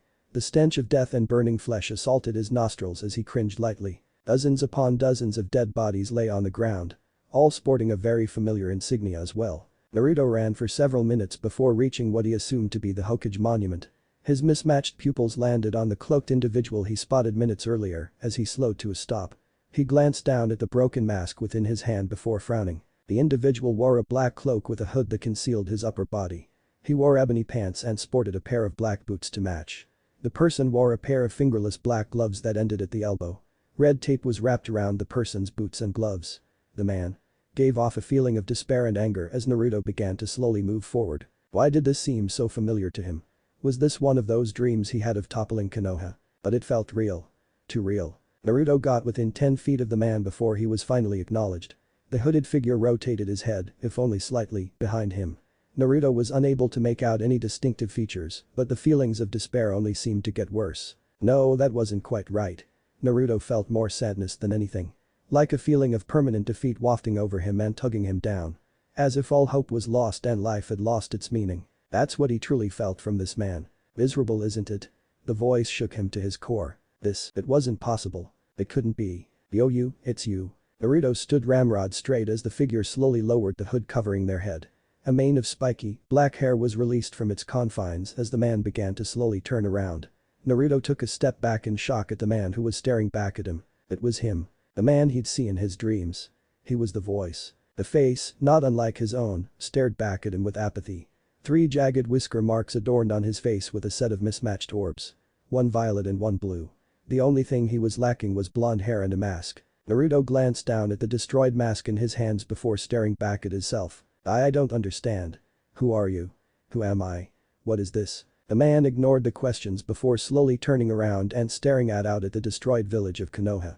His arms crossed against his chest before speaking. You're Naruto Uzumaki. Naruto furrowed his eyebrows in confusion before gesturing with his hands in frustration. That doesn't make any sense. Why do I have dreams about you then? Why are you always speaking? Answer me. The older doppelganger was silent for several moments before gesturing with his head. Naruto stared at the man for several moments before slowly and cautiously making his way towards the man. The sheer sadness radiating off the man was palpable. The younger blonde could barely even stomach it. Naruto stepped beside the taller man as he stared up at the man in frustration. Here was the man who had influenced all of his darker emotions. The man who would whisper incessantly to him. Day in and day out. Filling his soul with the anger of 1,000 men. Why wasn't he talking? Speak. Now. Naruto swore he saw a ghost of a smirk appear on the man's visage. It disappeared just as quickly as it appeared, and it made Naruto question whether or not it actually happened. You ask who you are. I told you. You're Naruto Uzumaki. Naruto sighed in annoyance before staring out at the destroyed village. Mimicking the man, he crossed his arms against his chest before sighing lowly. He needed to calm down. Frustration would get him nowhere. If this person was him, then he needed to approach the situation differently. Am I truly Naruto Uzumaki? I do not feel like him. If I didn't know better, I'd say you were Naruto Uzumaki. Naruto was able to catch the smirk that formed on the man's face. It didn't disappear this time and remained. You're learning. I play the games. I do not get played. He shot back instantly. The smirk on the man's face only grew at the words being spoken. Naruto narrowed his eyes before glancing at the mask in his hand. He was silent for several seconds before tossing it towards the man who caught it without looking before placing it against his face. What's your actual name? Now you're asking the correct questions. His tone was one of amusement, but Naruto ignored the bait. He wanted answers and he was going to get them. I am Naruto Uzumaki. Naruto's violet orb glowed with anger as he snarled. You lie just like I do. Stop playing games. The black-haired man smiled beneath his mask before replying. But I am Naruto Uzumaki. I'm just not you. Mismatched orbs narrowed to slits as the blonde child stared at the ashes of Konoha. He wasn't going to get anything straightforward. Was this how others felt when speaking to him? It was annoying. This is a waste of time. You have thousands of things to say every day, but when in person, you remain silent. Send me back home. You can play your games alone. That seemed to cause a reaction as the man glanced towards his younger counterpart. His mismatched pupils bore into the blonde as both males stared directly at one another. I am you, but I'm not you. You do not believe in the gods, but I do. Your anger is my anger. Your eyes are my eyes. My anguish is your hatred. We are one and the same. Different lives but similar circumstances. The words only served to confuse Naruto even more. What did any of that even mean? I was not born as Naruto Uzumaki, but I am indeed him. You do not understand, but you will one day. The ebony-haired man glanced down the mountain as the world around them blurred. Naruto felt his body turn upside down before the world became clear again. The feeling of anguish now assaulting his very core. Tears began to fall and he was powerless to stop them. We carry the same burden. We all do. The man gestured with his hand as he directed Naruto's attention towards the large cage that sat in front of them. Naruto wiped his face clean as he stared into the pitch-black darkness of the Kyuubi cell. He was quiet for several moments as he stared into the water that pooled around his ankles. A demon is what they call me. They say that I will bring ruin to Konoha and that I'm a monster. They say that to all of us. The world around them blurred once more as the feeling of sadness grew even stronger. The area surrounding the duo was not unlike the first one, with the remains of a destroyed Konoha being presented. The only difference being the incredibly large crowd of shinobi and villagers cheering and singing. The feeling of despair and sadness contrasting heavily with the scene in front of them. The younger blonde tilted his head in confusion as he stared at another version of himself. This Naruto was being held up by the very villagers who had damned him, cheering his name and singing praises as they cried in happiness. A familiar Yamanaka stared at the boy with a loving smile as she darted through the crowd towards the blonde hero with mismatched pupils. Once she reached the blonde teen, she pulled him into a loving embrace before mashing their lips together. What is this? The younger blonde stared at the scene in front of him with confusion. We all walk different paths. What you're seeing is another you. One who did not succumb to his hatred and instead gained power from the love and support of his friends. The younger blonde frowned at the scene as he removed his mask from his face. He held the porcelain material in his hands as a small frown formed on his face. You succumbed to your hatred. The older Naruto frowned before glancing down at his hands. He was silent for several moments before the scene around them blurred once more. No, I succumbed to my grief. The younger blonde stared at the scene in front of him with a heavy frown. What he was seeing made his anger skyrocket. The two Narutos stared at the scene in front of them as a version of Ino was splayed out in the dirt with blood pooling from her body. She had several broken bones with deep lacerations covering her entire body, showing the telltale signs of having been tortured. Her teal eyes were staring blankly into the sky as rain pelted her mutilated body. The two Narutos heard an enraged scream as they spotted a black-haired Naruto who was being restrained by several dozen Konoha shinobi. Naruto. Stop. You risk war with Kumo. They will slaughter us. She died a shinobi's death. The black-haired Naruto broke free from his restraints before killing his fellow shinobi in a blind rage. The man continued his merciless onslaught as anything in his path was destroyed and rendered to ashes. The scene around them changed once again as they were now overlooking a conversation between the cages of Suna, Konoha, Iwa, and Kiri. The black-haired Naruto appeared in the room before declaring war on the four major villages and killing Kurigaku's cage. Ino's death was the breaking point. She was a pacifist in my world, a gentle soul who could never truly harm another. She became a shinobi because she wanted to help others. She used to say those with power should use it to better the world. To make it safe for the next generation of children. Ino wasn't a true shinobi, gentle and soft-spoken. She was captured by a Kumo squad while on a simple escort mission. They tortured her until she couldn't take any more. They butchered her before sending her dead body back to Konoha. I killed every single person in that village. Hunted them down to even the last child. None were spared from my wrath. After killing each and every one of Kumo's residents, I turned my anger on the world. I became a monster. The younger blonde stared at the ground as he listened to his counterpart relive that very moment in his life. What did you do afterwards? The scene blurred once again before settling back on the destroyed Konoha. The black-haired Naruto had Ino's corpse in his arms as he screamed into the sky. For several minutes he screamed before taking a kunai and slitting his own throat. I killed myself. So blinded by my grief and anger that I failed to realize that what I truly wanted was to be with my sunflower again. I toppled the 5 hidden villages by myself, and in my final moments was where I realized that vengeance was empty. The only woman to ever love me unconditionally was taken from me, so I did the same to everyone else. The world around them blurred once again before settling on a pitch-black room that lacked any form of light. The younger blonde glanced around his surroundings before frowning and speaking. I want to hear your reason. The older Naruto glanced down at his counterpart before placing his mask against his face and crossing his arms. His body began to slowly deteriorate before he began to speak. To give you a perspective on who exactly Naruto Uzumaki is and potentially can be. What you saw today was two sides of the same coin. Naruto Uzumaki can be a savior or he can be a destroyer. You believe I will succumb to my hatred? The older Naruto scoffed before replying. You already have. My words and dreams to you were warnings. I tried to sway your beliefs. This path will not bring you happiness. Your subconscious plays tricks on you. I'm stuck with you and I refuse to do the same song and dance. After saying his piece, the older Naruto dissipated from the room as the younger blonde stared at his mask. His visage shifted through several emotions before settling on frustration. He dropped to his knees as his fists clenched tightly. He immediately struck the ground with his fist as he screamed out in frustration. Damn it. Mismatched pupils blankly stared at the pristine white sheets that covered his lower body. The rhythmic beeping sounds of the heart monitor next to his hospital bed was the only sound emanating inside the dark room. The boy's hands would occasionally fist and claw at the soft fabric covering his legs. The sunlight bursting through the slightly ajar windows of the room was the only source of light in the entire room besides the small LED screen of the machine that was hooked up to the boy's arm. The boy's face and upper torso was cascaded in darkness with a slight glow emitting from his violet pupil.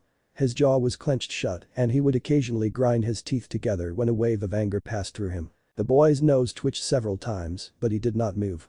He acknowledged the presence of another individual in the room, but he didn't care. His anger was at the forefront of his mind and there was little that could stifle it. Several minutes passed by in silence before Naruto's eyes slowly roamed to the individual that was kneeling beside his bed. Long black hair pulled back into a ponytail greeted him before his eyes strayed to the unique cloak that the man was wearing.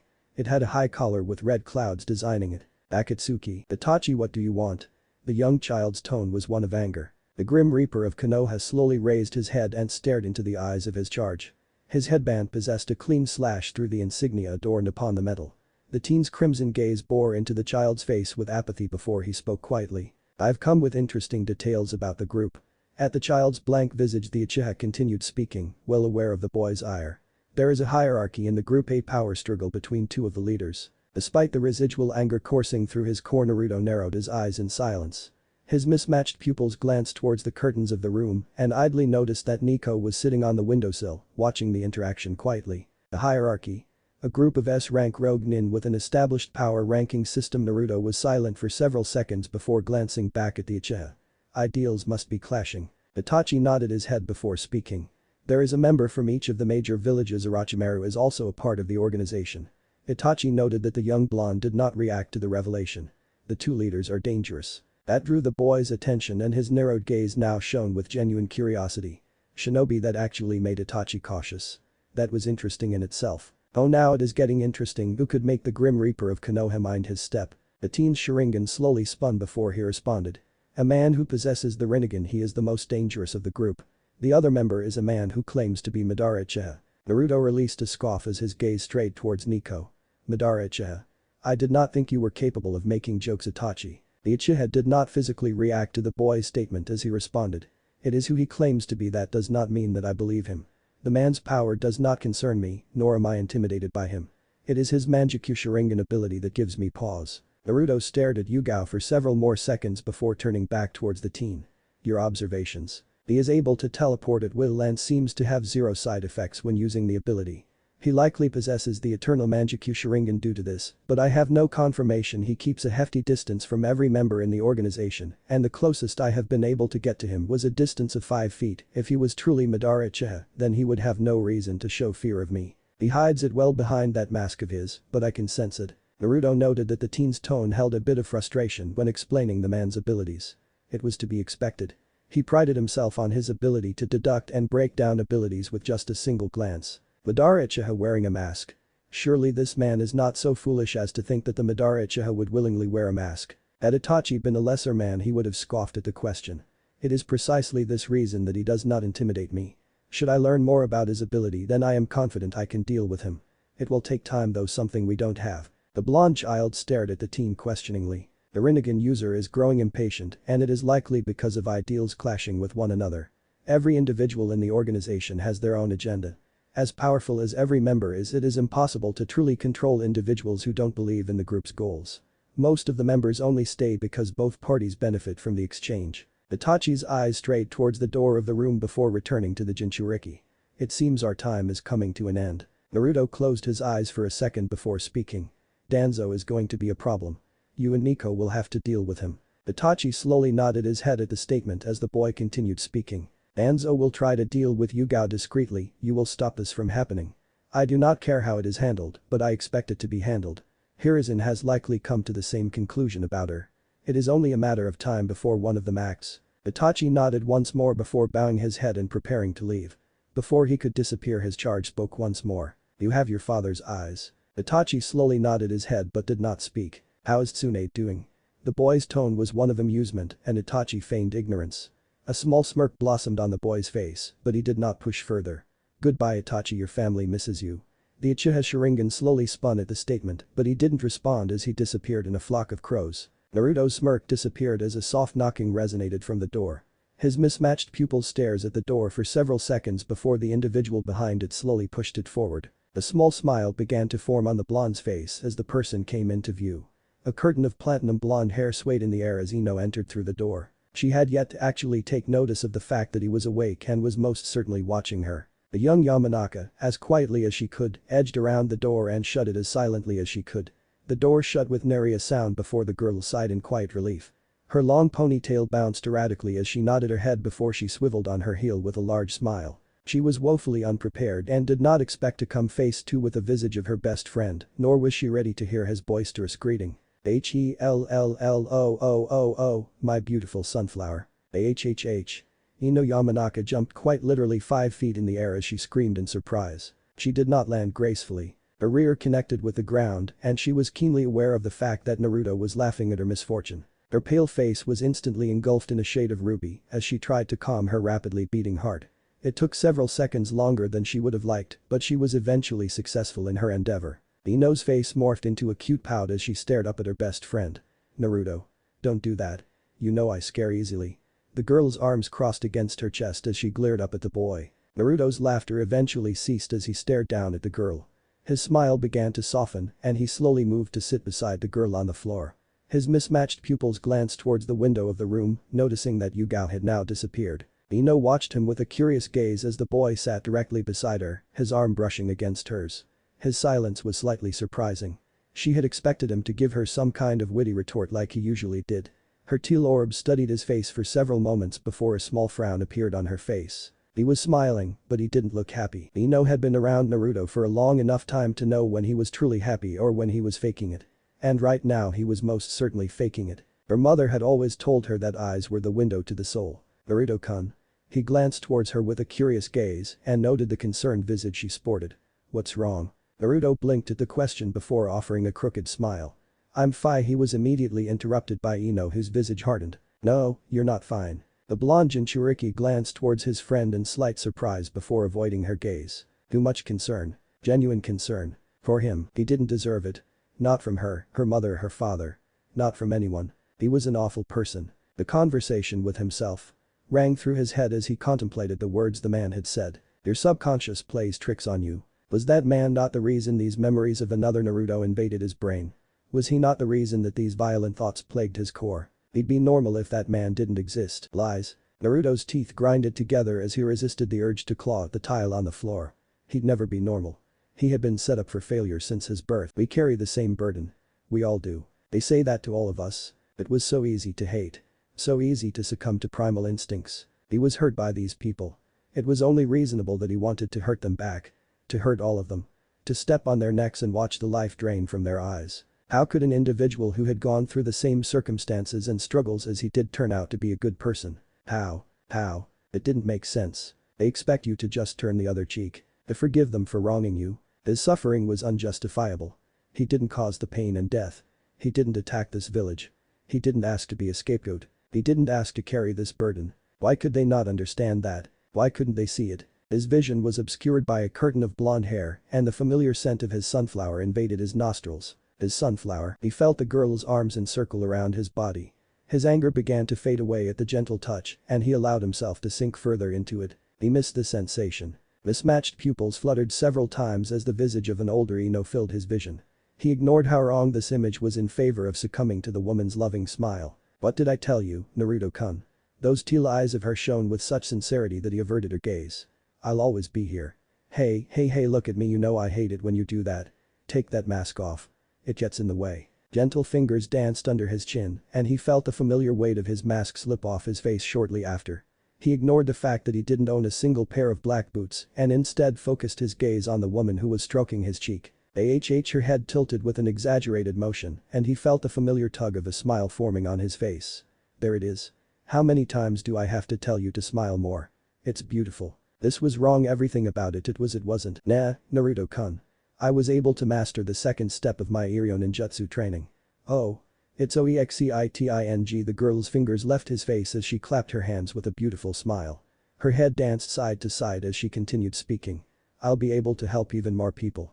Oh, I'm definitely going to prove my worth. He felt his eyes water and he was helpless to stop it. Stop, please. Aren't you proud of me, Naruto Kun? Despite the agony that was running rampant through his chest and the tears that were pouring down his face, he still nodded his head at the girl's question. The girl's arms wrapped around him as she squeezed his body tightly while laughing happily. I love you, Naruto Kun. His heart lurched at the statement and he squeezed his eyes tightly, desperately trying to halt the tears that were flowing. Why? Why? Stop, please stop it. Remember when you told me that you'd change? Naruto blinked in confusion at the girl's statement before he met her gaze. She now lacked any emotion on her face and her teal orbs were now a shade darker as she peered directly into his mismatched pupils. I remember, Naruto. I remember everything. He felt trepidation build in his chest as Ino's face closed the distance between them. He couldn't move, he couldn't breathe. What was happening? The girl's nose touched his own and her emotionless orbs peered into his very soul. When are you going to change? You promised me that you'd change. I thought you loved me. Did you lie to me, Naruto? Lie? No. Never. He'd never lie too. Then why haven't you changed?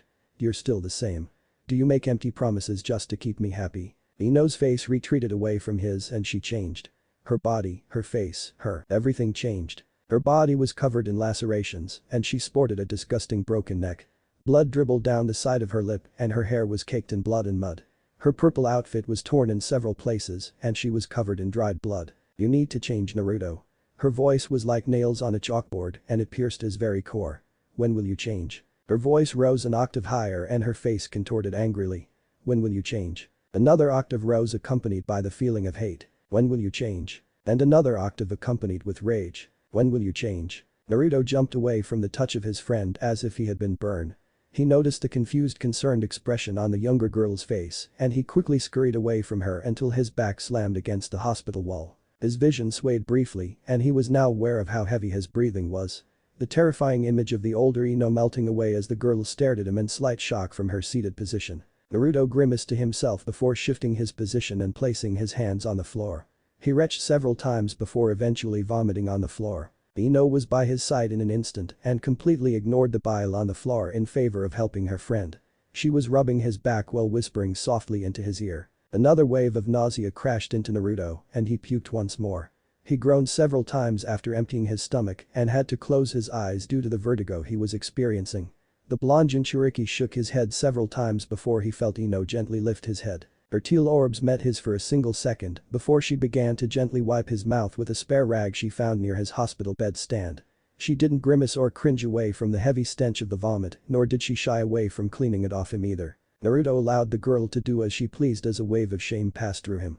He shut his eyes tightly as the girl meticulously wiped the dried vomit off his shirt. I am sorry. Her teal orbs glanced upwards before she went back to her task. A small smile formed on her face as she continued her actions. You don't need to apologize, Naruto. He didn't respond to her words and remained silent. For several minutes the girl would wipe away the vomit and bile from his shirt and did so with a small smile on her face. Naruto watched her the entire time as the picture of the dead Ino popped into his head. When will you change? He cringed lightly as the words hammered into his skull. He closed his eyes as he tried to calm his beating heart. When will you change? Her question would continue to haunt him. Ever present and never leaving. Nicking at his brain and picking at his skull. Her terrifying visage was scarred into his memory and he had trouble sleeping. Her ghastly image would appear before him and just watch him with that dead stare. She'd just ask the same question. Over and over and over and over again. Those once beautiful teal orbs were now the source of nightmares. Her voice, that used to soothe him and calm him down, was now like a nail being driven through his ear. It would be an entire week before he could get a decent night of sleep. Haunted by the visage of the girl who he break. Ino sighed quietly to herself as she made her way home after a boring day at the academy. It would have been a lot better had Naruto actually shown up. He hadn't been to the academy since that day she had visited him in the hospital. Naruto had already been given access to go home and she had tried multiple times to find him at his home or the various places he would frequent. She got nowhere with both and it was only making her slightly depressed. Very depressed. Naruto was her best friend and she hated seeing him unhappy. Which was ironic because he was rarely happy unless he was with her. He hadn't been able to look her in the eyes after his panic attack in the hospital room. He had looked at her like she was a completely different person. Like he didn't recognize who she was. And it only made her sadder. Did she do something wrong? Why wouldn't he want to be near her? They were best friends. Ugh. Boys were stupid and illogical. She wanted to help him. How could he not see that? How was she supposed to help him when he didn't let her? Her mother's words ringing in her head when she had brought up the subject a few days ago. Oh dear, you can't help someone who doesn't want to be helped. Ino thought that kind of thinking was foolish. If she was capable of helping people then she'd do it. That's just the kind of person she was. Ino held strong beliefs about shinobi, and most of her clan mocked her beliefs and ideals. She believed it was a shinobi's duty to help people who needed it. She understood that it was idealistic and incredibly different from how others viewed the world, but she was entitled to her own opinions and beliefs. Everyone was always so cynical in the shinobi world, it's like they had given up on hope and faith and instead chose to be depressed and realistic. Every person is born with a clean slate and it's their choices that make them truly unique. Why would you choose to be depressed when you could choose to be happy? It was obviously easier said than done, but that's what optimism and hope are for. Ino shook her head with a heavy sigh as she rounded the corner of her clan compound. Her gaze was focused on the ground as she made the trek towards her home and was pulled from her thoughts by a familiar voice. By Sunflower. Her head snapped to the left and saw Naruto leaning on the door to her home. He had his signature mask on the side of his face, obscuring most of his features. But his smile, the warm feeling buzzed in her breast and she couldn't fight the large smile blossoming on her face. She quickly bounded up the stairs leading to her home and jumped towards her friend. Naruto's eyes widened in surprise as he was forced to catch the girl who practically threw herself at him. His arms wrapped around the girl's lower back and he shifted his stance on the door to the home. He moved several steps further to counter the girl's sudden weight and he felt the girl's legs wrap around his waist. The blonde child blinked several times in confusion at her exaggerated reaction before just softly shaking his head. He began to lightly rub her back as the girl squeezed him tightly. His mismatched pupils glanced toward some of the other Yamanaka members who were watching their interaction. A small frown tugged at his lips before he spoke quietly to the girl. Ino-chan, let's go inside, okay? The blonde responded with a childish groan before squeezing him tighter. I don't wanna. Naruto sighed quietly before reaching into one of her pockets and fishing for the key to her home. He used his other hand to shift Ino's position and slowly turned towards her home before placing the key in the door and opening it. He placed the key into his pocket and slowly maneuvered his way into the home. He pushed the door closed with his free hand while occasionally patting and rubbing Ino's back. Needy girl. The Jinchuriki slowly made his way into the home while holding Ino. When will you change? His mismatched pupils glanced towards the girl who was clutching him tightly. His eyes narrowed slightly and he returned the girl's embrace. When will you change? Several minutes passed by in silence as both children clung onto one another. When will you change? Naruto heard soft footsteps nearing his and Ino's position and he glanced towards the entrance of the room and spotted Saya watching them quietly. He and the woman made eye contact with each other and just stared. It was eventually broken by Saya who placed her index finger against her lip, signaling for him to be quiet. He furrowed his eyebrows in confusion as the woman gave him a lopsided smile while disappearing around the corner she had come from. I'll make your favorite dish tonight. You will be joining us, won't you, Naruto-kun? Saya's voice resounded through the home and Naruto pursed his lips before responding. Of course, pretty lady. He didn't receive an answer and glanced down at Ino who was still clinging onto him. Needy girl. Break. Hiruzen stared quietly at the document in front of him and idly inhaled his tobacco pipe. His wizened eyes roaming over each and every line, scrutinizing each and every word. Another inhale. Another line. Another inhale. Another line. You're putting me in an uncomfortable position. Inoichi stared directly into his leader's eyes before responding. It is an interesting phrase to use. The Sandaime knew what the man was getting at with that comment. His eyes returned to the document in front of him before he took another inhale from his pipe. Indeed. He flipped several pages of the lengthy document before inhaling once more. Amnesty for Naruto. An interesting choice. Inoichi resisted the urge to frown at his leader's uninterested tone. The war veteran was speaking on an important asset to this village that has been showing increasing signs of mental instability. Surely the man would at least invest more into this conversation. Far too many things were at stake right now for him to be so lackadaisical about the entire situation. Naruto is not healthy. Hiruzen tapped his left index finger on the aged wood of his desk before slowly closing his eyes. For what reason should I grant amnesty to the Jinchuriki of our village? Because he is not normal. He is a Jinchuriki to the village. Is it not your job to provide these checkups for one in his unique position? He is an asset to Konoha and amnesty would disrupt the flow of power. Everyone is treated the same. Inoichi was unable to hide the frown that formed on his face at the older man's words. Hiruzen was speaking about Naruto not as a person, but as a thing. While one could certainly make the argument that all shinobi were things when it came to the hidden village they served under, an individual's mental health should be a top priority. An unhealthy shinobi was a dangerous one. Naruto being a Jinchuriki only added on to this. His mental state was questionable at best and unstable at worst. Any seasoned shinobi could see it. It's not like it was a secret either. Is the mental health of their Jinchuriki not important? Is it not a cause for concern? Who knows what could happen should Naruto truly snap like Itachi and Orochimaru had done. Itachi had killed most of his clan and Orochimaru. Naruto's status as a Jinchuriki and the fact that he was exhibiting signs of following in their footsteps should be blatantly clear to a shinobi with more than 50 years of experience. Naruto is not on the same pedestal as every shinobi or civilian in this village. Hiruzen sliced through the man's statement with practiced ease, almost as if he had expected this very conversation to occur. This village comes first.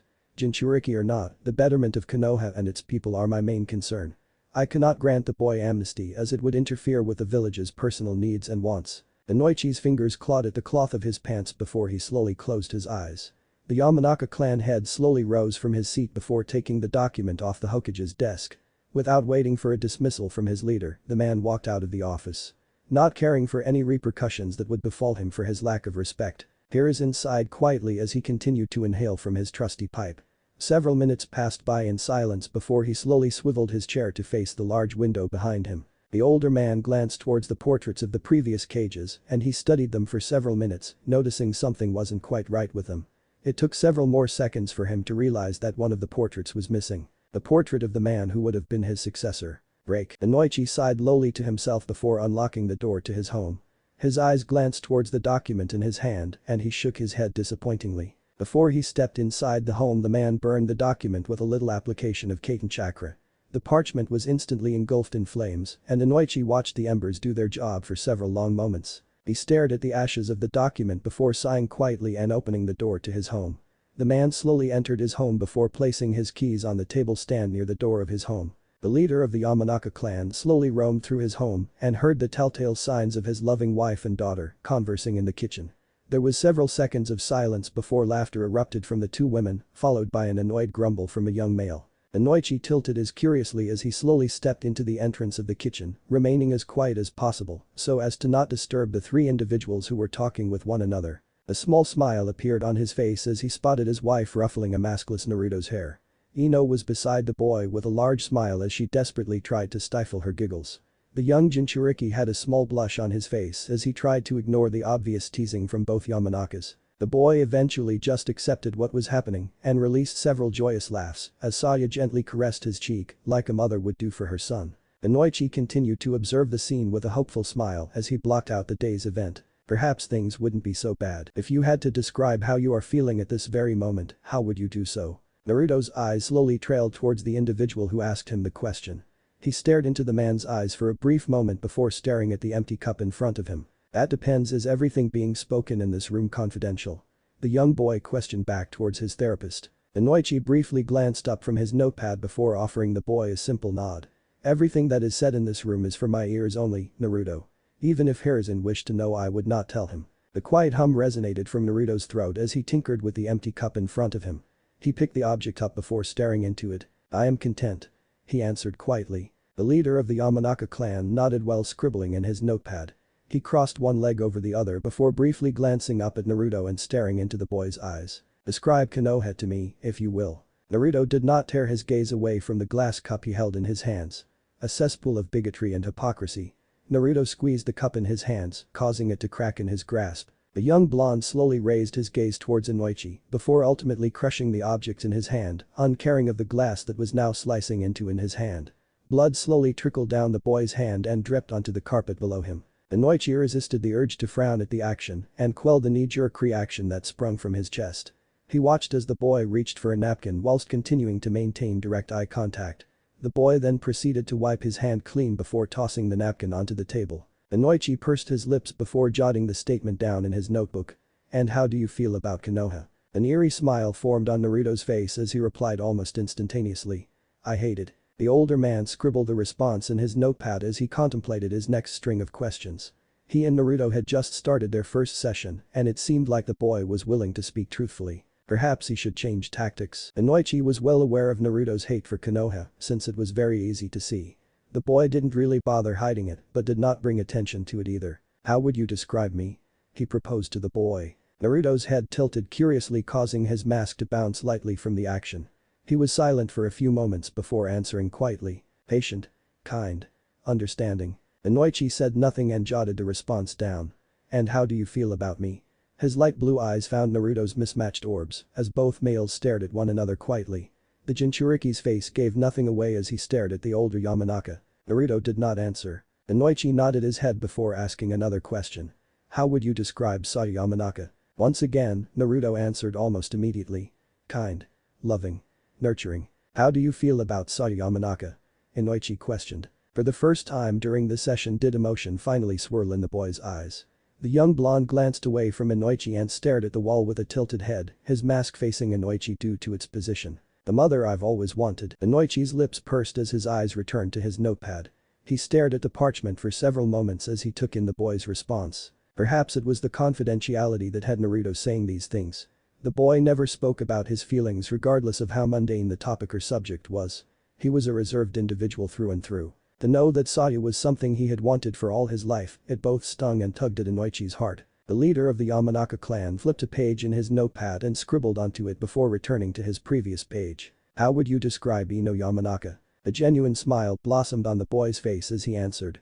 "My sunflower." Inoichi narrowed his eyes silently as he wrote the response down.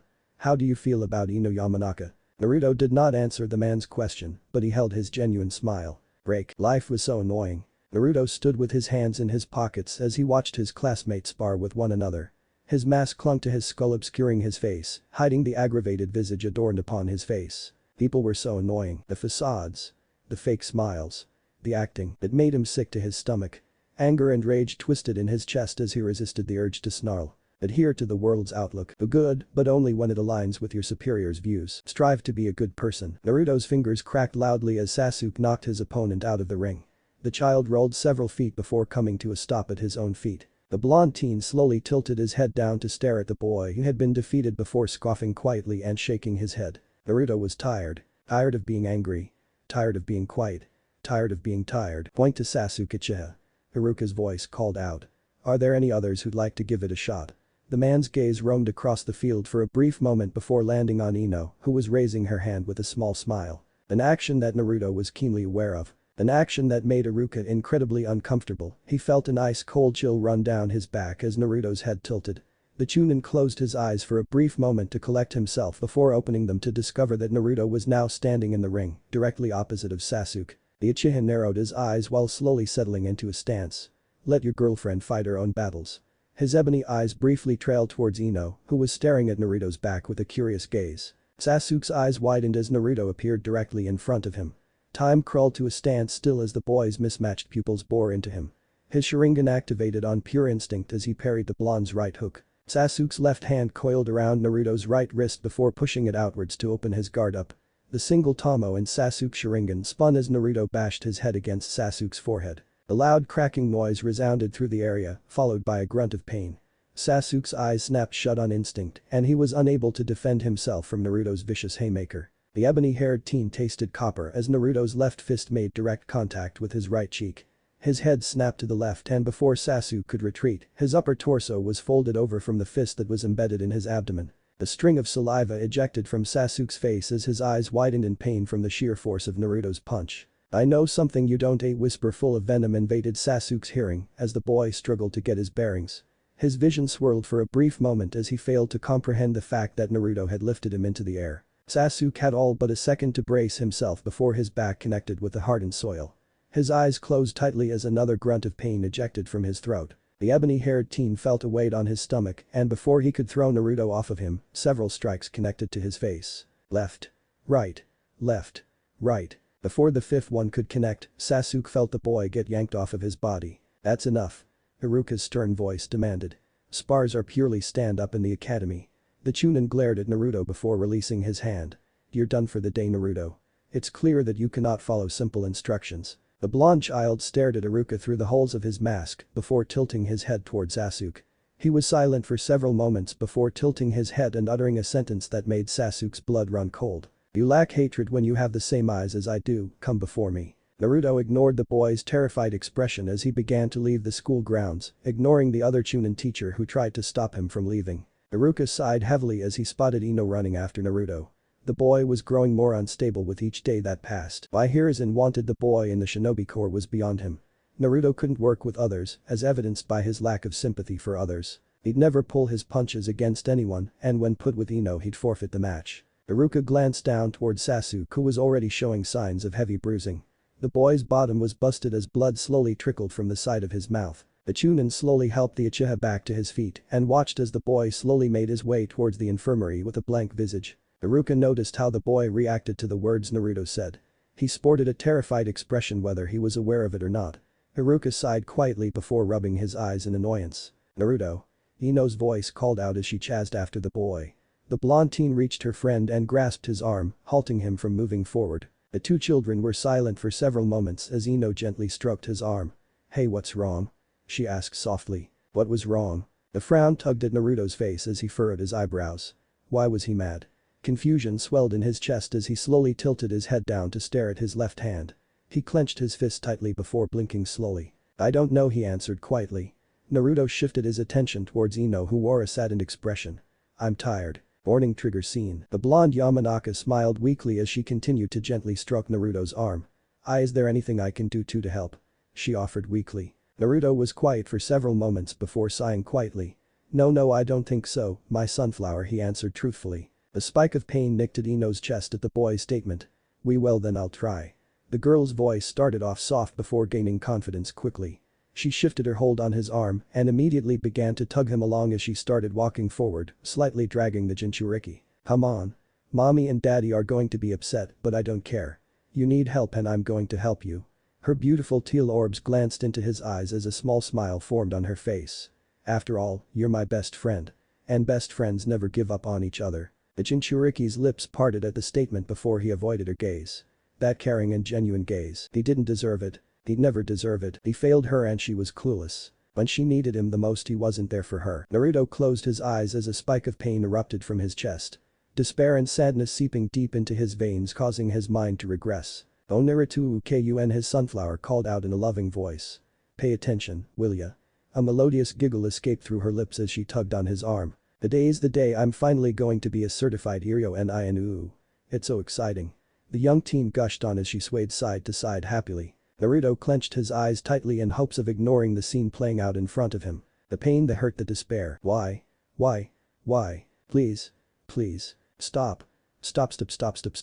Nah, Naruto kun, are you proud of me? The teen felt a tear slip down his cheek as he refused to answer the girl's question. If he did not answer then he would not have to relive this pain. And yet, Naruto nodded his head at the girl's question and he felt the girl spin around his body while laughing joyfully. It felt as if he was swimming through water desperately trying to swim against the rough currents, threatening to drown and smother him should he stop moving forward. You know, her beautiful voice trailed off with a hint of mischief. Daddy is going to be out this weekend and mommy is going out on her annual spring vacation with Auntie Yoshino. His eyes pried open and he came face to face with the visage of an older Ino who was smiling with half-lidded eyes. She pressed her body against his as her lips rested near his ears. She exhaled heavily before whispering with a breathy voice. "We'll have the compound to ourselves all alone," she trailed off suggestively. "Doesn't that sound amazing?" Naruto kun, the Yamanaka pulled away from his ear as her teal orbs met his gaze. It felt as if a sword was being stabbed through his chest as he stared at Ino's face. Her eyes, her smile. Naruto felt his head bob up and down against his wishes. The older Ino chuckled with a harmonious tone before speaking quietly. "Where were you, Naruto?" No. No. Stop. Please." The quiet sob sprung from Naruto's throat as his eyes were pried open against his will. His stomach curled heavily and despair nestled in his chest as he took his Ino's form. Her skirt was shredded, leaving the bottom half of her outfit completely tarnished. She sported several disgusting bruises all over her upper body and her eyes. "They used me, stripped away my innocence, tainted me." Her body drew closer and Naruto resisted the urge to vomit as the girl continued to speak. "I cried out for hours upon hours of being used, screamed your name out to save me, but you didn't. I thought you loved me, Naruto. I was abused and used against my will, violated beyond comprehension. Did you not love me? Did you want me to suffer? To be raped and violated?" The tears did not stop flowing. The despair. The hopelessness. The pain, they all coalesced into a tornado of anguish that threatened to rip his entire being apart. The agony and the despair clutched his soul tightly and did not allow him to escape. "I'm sorry. Please. You have to understand." Naruto's statement was interrupted as the older Ino covered his mouth with her dirty hand.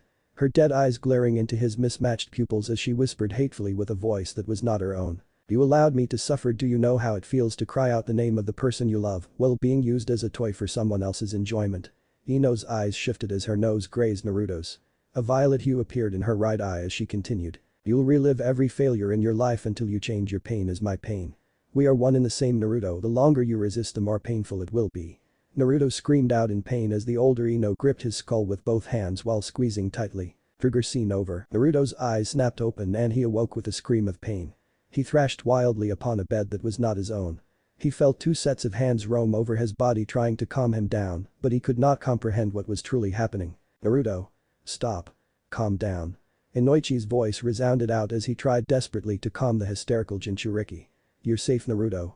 Please. Saya relinquished her hold on the boy's legs before she gently clutched his face while pulling his gaze towards her eyes. The boy was still struggling heavily as Saya began to speak softly. "Shhhh, I'm here, Naruto, please, calm down. You have nothing to fear. I'm here, we're here for you." Slowly but surely did the boy finally begin to calm down. His wild, unresponsive gaze began to clear with clarity as he stared into Saya's gentle brown eyes. Naruto's chest heaved heavily as tears formed in his eyes. Several seconds passed by in silence before the boy launched himself toward Saya, wrapping his arms around her and clutching her tightly. Saya's eyes narrowed in sadness as she felt the boy sob into the crook of her neck. Without a second thought, she returned the boy's embrace while whispering into his ears. Uttering a sentence that would forever cement itself in Naruto's mind and one he would remember for the rest of his life. "Shhhh, Naruto, come, mommy's here. Mommy's here." The boy's sobs grew louder at the woman's statement and his hold on Saya tightened even further. The Yamanaka just continued her gentle gestures as her gaze met her husband's. Inoichi stared into Saya's eyes for a brief moment before he sighed quietly. He rubbed his face tiredly before spotting Ino in the corner of the room watching the scene with tears in her eyes. A weak smile formed on Inoichi's as Ino ran towards Saya and Naruto and engulfing the both of them in a hug. The man stared at the scene for several more moments before his face hardened. Inoichi said nothing as he made his way out of the room with a plan in mind. Saya watched her husband leave the house with a gentle smile. She continued to rub Naruto's back with a gentle smile before planting a soft kiss atop his crown. If she knew Inoichi like she believed she did, then the man was most certainly going to claim custody over Naruto. She would not mind having Naruto as her son, not in the slightest. His mental state was the least of her concerns and she did not care how long it took to heal. As a mother, she could not allow this boy to suffer any longer. Break. Clack. Clack. Clack. The sound stopped abruptly as an elderly man slowly surveyed his surroundings. His one visible eye slowly opened as he stared at the countless dead corpses that lay before him. A few moments passed by in silence before Danzo heard the distinct sound of flesh being torn into. A quiet wheeze resounded throughout the dark room, followed by the soft thudding noise of a body hitting the floor. It was quiet for several more moments before a figure began to slowly make its way towards his position. The individual was hidden away by the darkness, but Danzo knew exactly who this was. There was only a handful of individuals that were able to penetrate his underground fortress without his knowledge. A frown tugged at the elderly man's features as the figure slowly stepped into the dim light. Their crimson eyes swirling with indifference and apathy. The Grim Reaper of Konoha stood just several feet away from Danzo. In his left hand was the ninjato he had used to end the lives of his fellow clanmates. The weapon was encased in the life of essence, and fresh blood slowly dripped onto the floor beneath him. "You will not escape, Danzo. Your death is imminent and no amount of stolen sharingans will save you from me." A heavy frown pulled at Danzo's features after Itachi's statement. How did Itachi know that he held pilfered sharingans? It wasn't until the conversation he had with the Jinchuriki sprang forth in his mind did he realize what was happening. The Grim Reaper of Konoha is always watching. Danzo clenched his cane tightly before opening his eyes. That boy, he is dangerous. Itachi's sharingan began to slowly spin before shifting into another design. It now resembled a three-bladed shuriken overlapped by a fan-like cross. "He wishes for your death," the Uchiha stated simply. Danzo did not respond and only reached for the bandages wrapped around his head. He unwound the cloth slowly to reveal a fully matured sharingan in his socket. The man then slowly pulled his arm out of his robes, revealing strange gauntlet that encased his entire arm.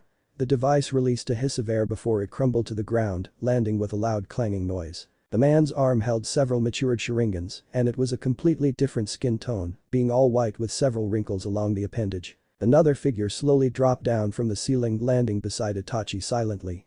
Yuga glanced at her companion for a moment before staring at Danzo. "I should have dealt with you immediately regardless of what Hiruzen believed," Danzo stated as he stared at Yuga. The purple-haired woman tilted her head before spinning her katana in her hand. "You and your organization are a stain on Konoha. Hiruzen is unfit to lead Konoha and you are no better, pest. Now come die with some measure of honor." Break. Naruto sat atop the head of the fourth Hokage with a blank gaze. His legs dangled over the edge as he slowly rose his gaze towards the moon. He was silent for several moments before sensing the presence of another individual. I take it he has been dealt with? Naruto questioned quietly while pulling his mask over his face. Nico stood directly beside the boy with her arms crossed against her chest. Danzo will no longer be an obstacle. She was silent for a brief moment before turning towards the boy. Hiruzen will now act. The Jinchuriki smirked beneath his mask as he responded. That is the plan. He affirmed. The masked woman glanced towards the boy before speaking. And that plan is? She questioned. Naruto's gaze found the moon as he responded. It depends on how he reacts. If it is negative, Itachi will remove him and Tsunade will replace him, but I do not believe he will be so hasty. The blonde Jinchuriki slowly rose to his feet before placing his hands into his pockets. I suspect that once he finds out about Danzo he will have Kakashi watching us. It will be annoying but not something we can't deal with. Yuga was quiet for a brief moment before glancing towards the forest behind her. Kakashi has already been watching me. I have avoided contact with you due to this. I suspected as much, Naruto states quietly. Have you acquired what you needed from the Yamanakas? Yuga questions quietly. The blonde teen narrows his eyes as a frustrated expression forms on his face. His fingers curl in agitation as he answers curtly. No, I haven't. A small frown forms on the woman's face as she stares out into the village. Do you believe they cannot help? Despite his lingering frustration he answers quietly. I am starting to believe that they cannot, but I will not give up. They fix fractured minds, it is only a matter of time. Yuga did not challenge the boy's statement despite how unsure he sounded. It was not her place to do so. I will lay low once more. If you need me, then call for me. Yuga disappears in a shunshin after her statement, leaving Naruto alone, staring at the moon. He was silent for several moments before sighing quietly and walking off the edge of the cliff. Hiruzen sighed quietly as he placed his writing utensil down upon his desk. He rubbed his eyes tiredly before sighing and slowly rising to his feet. The elderly man slowly pushed his chair into his desk before organizing the piles of paper that sat on his desk. He meticulously separated the files, documents, and folders with a blank gaze before sighing quietly and stretching his aching muscles. Hiruzen reached into his robes before fishing out his trusty pipe and lighting the object. He placed the item in his mouth before slowly making his way out of his office while idly inhaling the flavored tobacco within the pipe. The Sandaime Hokage nodded to the remaining shinobi and civilians that were still working in the building. He greeted several individuals with warm smiles as he made his way out of the building. The moon sat high in the sky as Hiruzen slowly made his way towards his clan compound.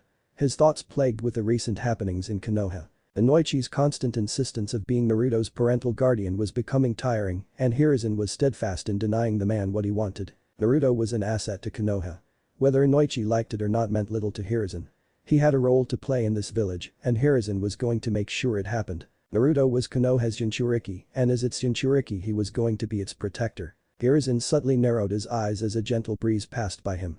He came to a slow stop as he spread his senses around his surroundings. None of his Anbu guards were present. It was silent. He couldn't sense anyone around him. Except for one individual. A silhouetted figure slowly rose from the shadows of the tree line and stood completely still. The figure was of average height and their features could not be distinguished. The only thing that Hiruzen could actually make out was the high-collared robe that they wore. A small frown made its way onto Hiruzen's face as he recognized this individual's chakra presence. An individual that had committed an atrocity unlike no other. An individual with the talent and power of an aged Kage. The youngest S-rank shinobi in the entire elemental nations. A man that caused fear to swell in the hearts of even the most battle-hardened shinobi in the world. Itachi Uchiha. The light that shined from the moon itself seemed to bend before slowly trailing over Itachi's form. His black robe gently swayed in the wind as his form became illuminated. A heavy frown tugged at Hiruzen's face as Itachi remained motionless. This was not good. Hiruzen was a confident and powerful man despite his old age. He had lived through several wars and had even stared into the Kyuubi's eyes the day Minato passed onto the afterlife. But here, in front of a boy who was 3 times his junior, in front of Itachi Uchiha, he was not confident. At all. In the slightest. The elderly Hokage slowly shifted his hand and noticed that Itachi did not react. He was silent for several seconds before questioning Itachi in a simple tone. Itachi, have you come to kill me? The Grim Reaper of Konoha did not acknowledge Hiruzen's question and continued to stare at his former leader. After several seconds of silence, Itachi slowly tilted his head. His ponytail shifted at the action, causing his long hair to rest over his shoulder. The 18-year-old shinobi slowly moved his left arm in front of him. His palm was facing towards the sky and the surrounding area seemed to darken immensely. The light from the moon disappeared, enshrouding both shinobi in complete darkness. Yet despite this, Hiruzen could still clearly see Itachi but not his surroundings. Such a casual use of the Kakuanjo no Jutsu, it only served to double down the thoughts that swirled in Hiruzen's head. Itachi was a man to be feared, and this fact cemented in Hiruzen's mind just who in fact he was dealing with. After assessing the situation, Hiruzen noticed that a scroll lay flat in the teen's hand. The Uchiha Sharingan was active as it slowly swirled, gazing upon Hiruzen as if he wasn't a threat. While it stung at his pride, Hiruzen would not challenge the look. He already lacked the confidence in being able to deal with Itachi in the first place. "What is it that you want?" Hiruzen questioned towards the S-rank shinobi. Itachi continued to blankly stare at Hiruzen before the scroll that sat in his hand vibrated. The object was engulfed in black flames, and it seemed to have zero effect on Itachi's hand, as evidenced by his blank stare and lack of reaction. The scroll continued to burn before Itachi closed his hand abruptly. The black fire was snuffed out immediately as Itachi slowly rotated his clenched hand. Hiruzen blinked once, and in the time it took him to blink, Itachi was now holding something. But not just anything, he was holding a decapitated head. A decapitated head that resembled someone Hiruzen was intimately familiar with. Another frown tugged at Hiruzen's features as he took in the sight of Danzo's decapitated head. The man's mouth was sliced from cheek to cheek, and he lacked eyes, leaving the sockets an endless black abyss. Dried blood ran down the eye sockets, while fresh blood slowly dripped from the neck. Itachi slowly flicked his wrist while letting go of Danzo's skull. The man's head bounced on the ground several times before slowly rolling towards Hiruzen's feet.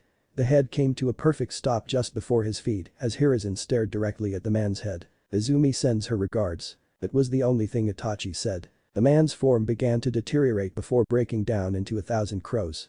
The cacophony provided by the birds masked his escape as the black world that surrounded them broke apart. The world bled with color after Itachi's disappearance, and Hiruzen was able to freely sense his surroundings once more. Hiruzen ignored that in favor of staring at Danzo's decapitated head. This was certainly a message. Izumi had been Itachi's female suitor growing up, and the two had already been betrothed to one another long before knowing each other.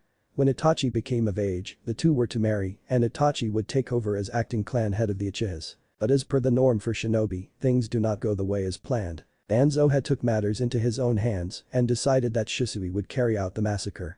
Itachi was placed aside and had not been informed of the plan due to his importance and future revolving around the Uchiha clan and Konoha as a whole. He was prospected as a candidate for the title of Hokage, and Hiruzen would not allow the boy to commit this atrocity in hopes of preventing a civil war within Konoha. A civil war that would have certainly destroyed Konoha. Izumi had tried to prevent Shisui from carrying out his task, and her death was the catalyst. Itachi had slaughtered his clanmates and would have certainly killed more had he had not been found by that Anbu cell. Hiruzen had specifically ordered that team to survey the Uchiha compound as Shisui carried out his mission, but of course with Itachi's intervention, they did what they could to prevent him. The boy was not only killing those involved with the revolt, but he had been killing those who weren't involved. From children to the elderly, he did not seem to care. Hiruzen sighed quietly before pulsing his chakra in a specific pattern. A few seconds passed by in silence before several Anbu rushed towards his position. He wasn't sure if Itachi was going to finish the job and slaughtering his clanmates, but Hiruzen was going to make sure that the remaining Uchihas were safe. Break. Naruto quietly leaned on the metal railing that would lead into the Hokage mountain. He was staring at the rising moon with a small smile on his face and had his mask dangling off his pants. "They will take me in for questioning tomorrow," a feminine voice rang out beside him. Naruto glanced towards the individual who spoke aloud. "And you will not resist," he stated quietly. Nico narrowed her eyes before leaning on the metal railing. "Inoichi Yamanaka will sift through my memories. You must have a plan, yes?" The blonde child smirked as he glanced towards the purple-haired Anbu captain. "You underestimate my ability, Yuga. It will be fine." Yuga did not immediately respond and chose to remain silent.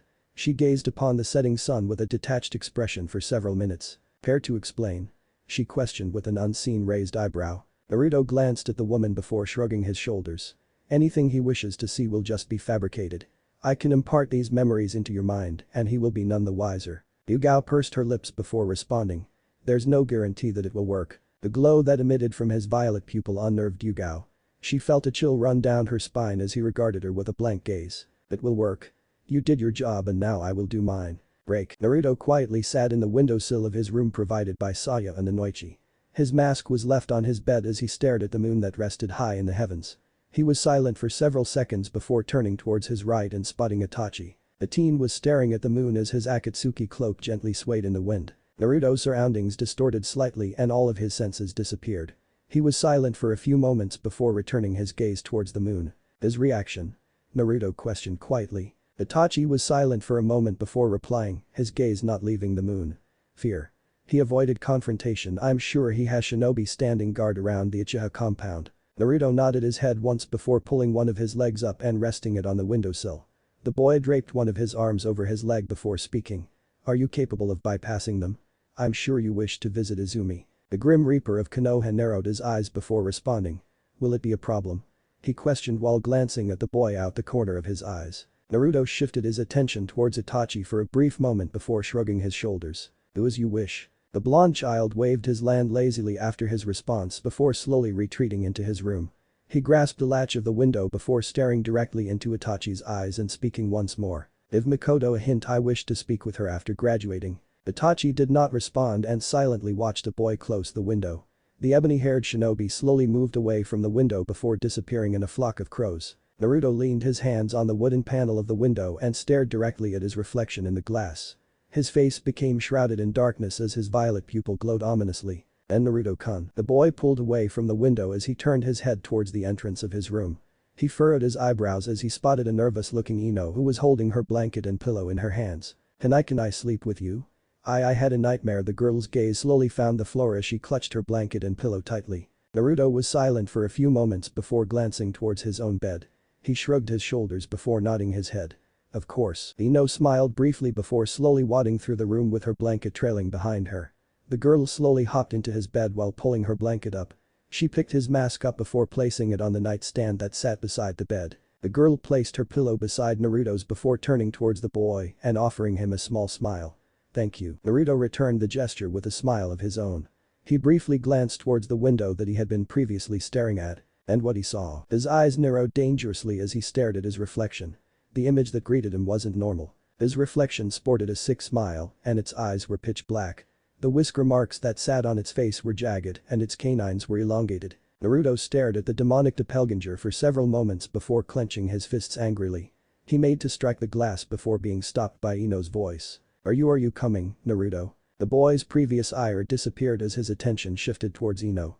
She was sitting in the bed with a concerned visage etched onto her face. Naruto swallowed quietly before returning his attention to the window. The demonic reflection was nowhere to be found as Naruto stared at the glass quietly. The blonde child shook his head before slowly making his way towards his bed. He hopped into the bed before slowly pulling his covers over his body. He glanced to his right, spotting Ino was already curled up in her blanket. A soft smile formed on his face as he bid her good night. Good night, Ino-chan. Night, Naruto-kun. Break. Kakashi sighed quietly as he stared at the three preteens that sat before him. His visible eyes strayed from each child as he took in their forms with a scrutinizing gaze. Sasuke Uchiha, Naruto Uzumaki, Ino Yamanaka. This was a catastrophe waiting to happen. What in the fuck was Hiruzen thinking by putting Sasuke and Naruto on the same team? Ino being on the team just added gasoline to the fire. This was a disaster. How was he going to prevent the boys from killing each other? Namely, Naruto the boy was on a constant hair trigger at all possible times. His lack of remorse, his lack of sympathy and empathy, and the disregard he showed to authority was going to be a nightmare. The information revolving around Naruto concerning Yuga and Itachi was another can of worms on top of this shit show. If Sasuke pestered the boy, then Kakashi had no doubts that Naruto would lash out. If the boy said something regarding Ino, Kakashi shook his head before closing his eye and raising his head towards the sky. He was silent for several long moments before shaking his head once more. The Jonin clapped his hands once before gesturing towards the three genin in front of him. Follow me, if you will. We'll talk on the rooftops. Before the man could disappear in a shunshin, one of his students spoke. Sensei, do you play shogi? Kakashi's hands found purchase in his pockets as he directed his attention towards Naruto, who was staring directly into his visible eye. The silver-haired Jonin was silent for a brief moment before replying simply.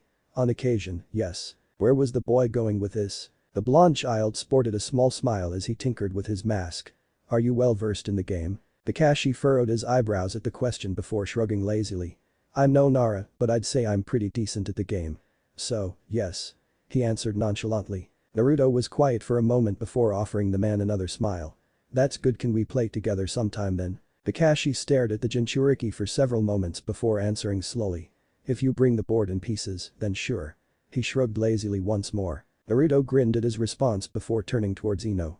Race you to the roof. He took off in a sprint towards the building before jumping onto the wall and sticking to it with his chakra. Ino yelped loudly before following in his footsteps, yelling at his back.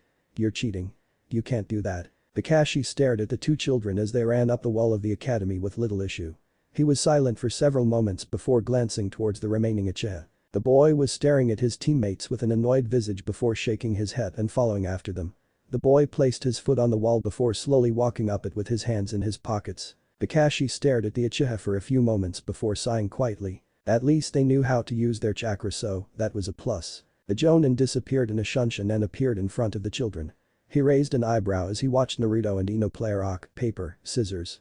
He glanced towards Sasuke and took note of the boy's annoyed expression. This was not going to be fun at all. So welcome to the world of shinobi. You're genin now. Kakashi started off lazily. He proceeded to reach into his flak jacket before pulling out an orange book. He leaned on the railing of the roof before continuing. I'm your sensei until you reach the rank of Chunin. Welcome to Team 7. The three genin stared at the Jonin quietly and just patiently waited for him to continue speaking. Naruto glanced around his surroundings before shrugging his shoulders and taking a seat on the ground. Ino glanced towards him before following his actions and sitting beside him. Sasuke chose to remain standing. Kakashi subtly analyzed his students before speaking. Why don't we introduce ourselves? He turned a page in his book before gesturing towards Naruto. You first. Naruto smiled at the man before raising his hand towards his temple and offering a two-fingered salute. Naruto Uzumaki. He said nothing else. Ino glanced at her best friend before smiling and placing her hands in her lap. I'm Ino Yamanaka. Should I tell you about myself, or she trailed off unsurely. Kakashi was silent for a moment before shrugging his shoulders and responding. If you want to. Ino nodded her head, causing her ponytail to bounce. I love flowers and well, I want to help people and I figured the best way to do that is to become a kunoichi. She finished her statement with a large smile as she stared at Kakashi. The man was silent for a moment before absent-mindedly speaking. You'd probably be a fine Iryonin then. Ino tilted her head curiously at the statement. Iryonin, huh? Naruto's expression was completely blank as he stared at the girl.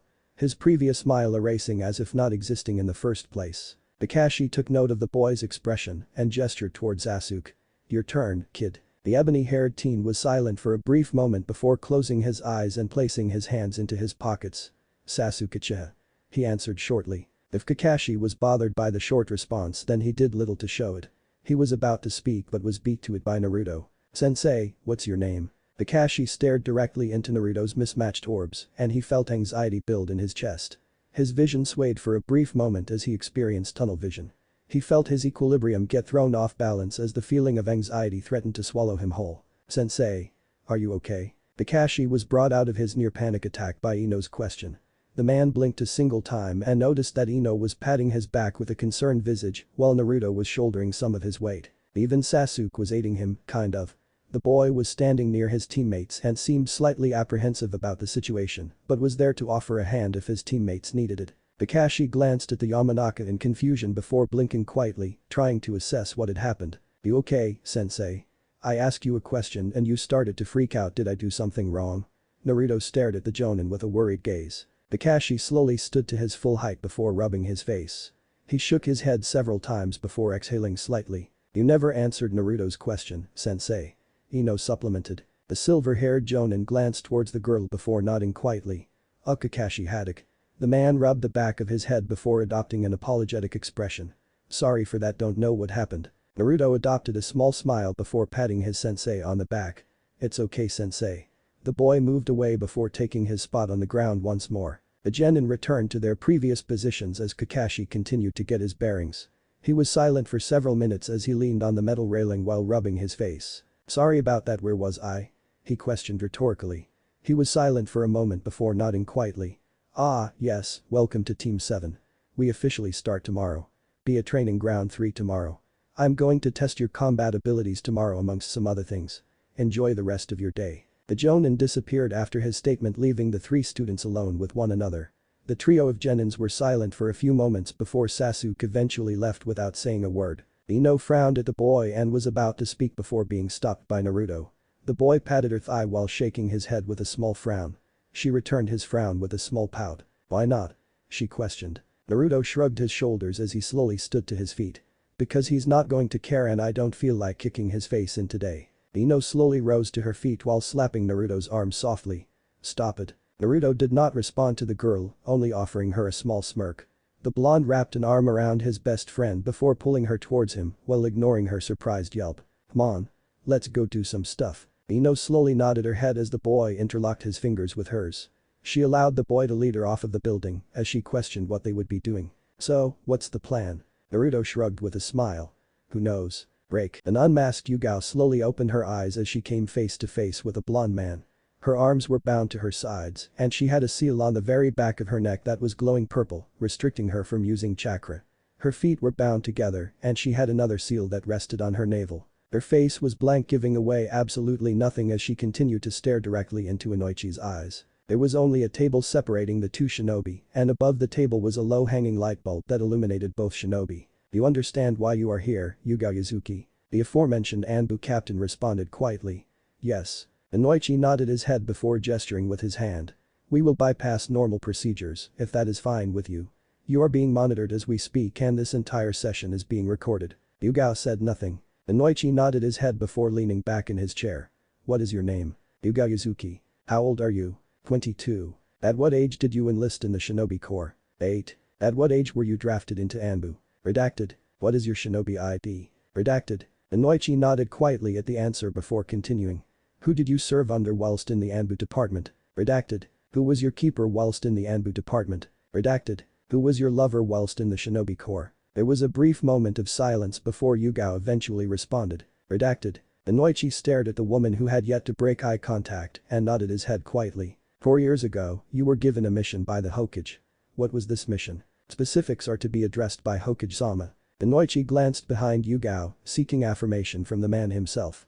There was a brief lull of silence before the man nodded his head while returning his attention to Yuga. Permission is granted. I was to be the replacement keeper of one Naruto Uzumaki. What was your main objective? The shadow over the boy to make sure he was not abused. You were in contact with the boy? Yes. Inoichi pursed his lips as he idly drummed his fingers on the metal table. He was silent for a few moments before speaking again. How many hours a day did you shadow over him for? 18. During this time period, did you inform the boy of your name? There was a tense silence that followed Inoichi's statement. The woman did not immediately respond, but not once did she ever break eye contact with the Yamanaka. After an entire minute of silence, she finally answered. Yes. Inoichi's eyes roamed behind Yuga for a moment before returning to her face. You broke the code. He stated Moreso then questioned. Correct. She answered simply. The blonde man leaned back into his chair before crossing his arms against his chest. Why? The woman's blank facade finally cracked as she tilted her head, her eyes narrowing slightly. Because I wanted the boy to finally experience what happiness was. Inoichi swallowed lightly before exhaling quietly. You broke the code. He slowly enunciated. Yuga responded almost immediately with a piercing gaze that could penetrate steel. And I would do so again. I will not allow Minato's son to suffer any longer. The child of this village's hero does not deserve to be treated like trash. Inoichi wholeheartedly agreed with that statement, but he could not express it at this very moment.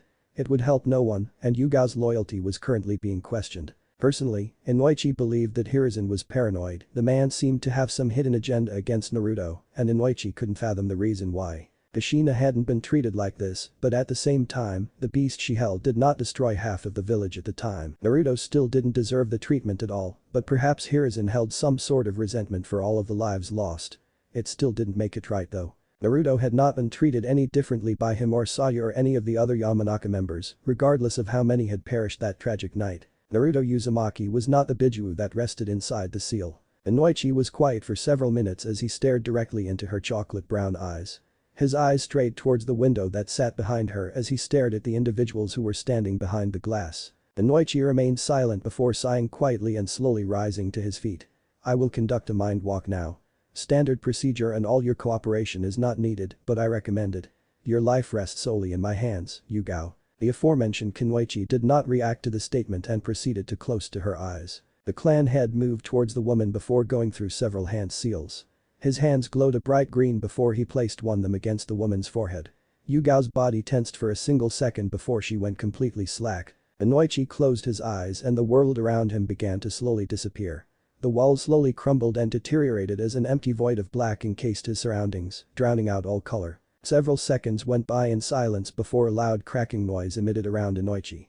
The black walls that surrounded him began to slowly melt away as Yuga's mindscape began to form. The blonde man glanced around his surroundings taking note of the endless plains and meadows that greeted him. Beautiful and colorful flowers sprouted every few feet, with some being tall and powerful, and others having wilted and or died. There was a gigantic sun that shone brightly with very few clouds that hovered above.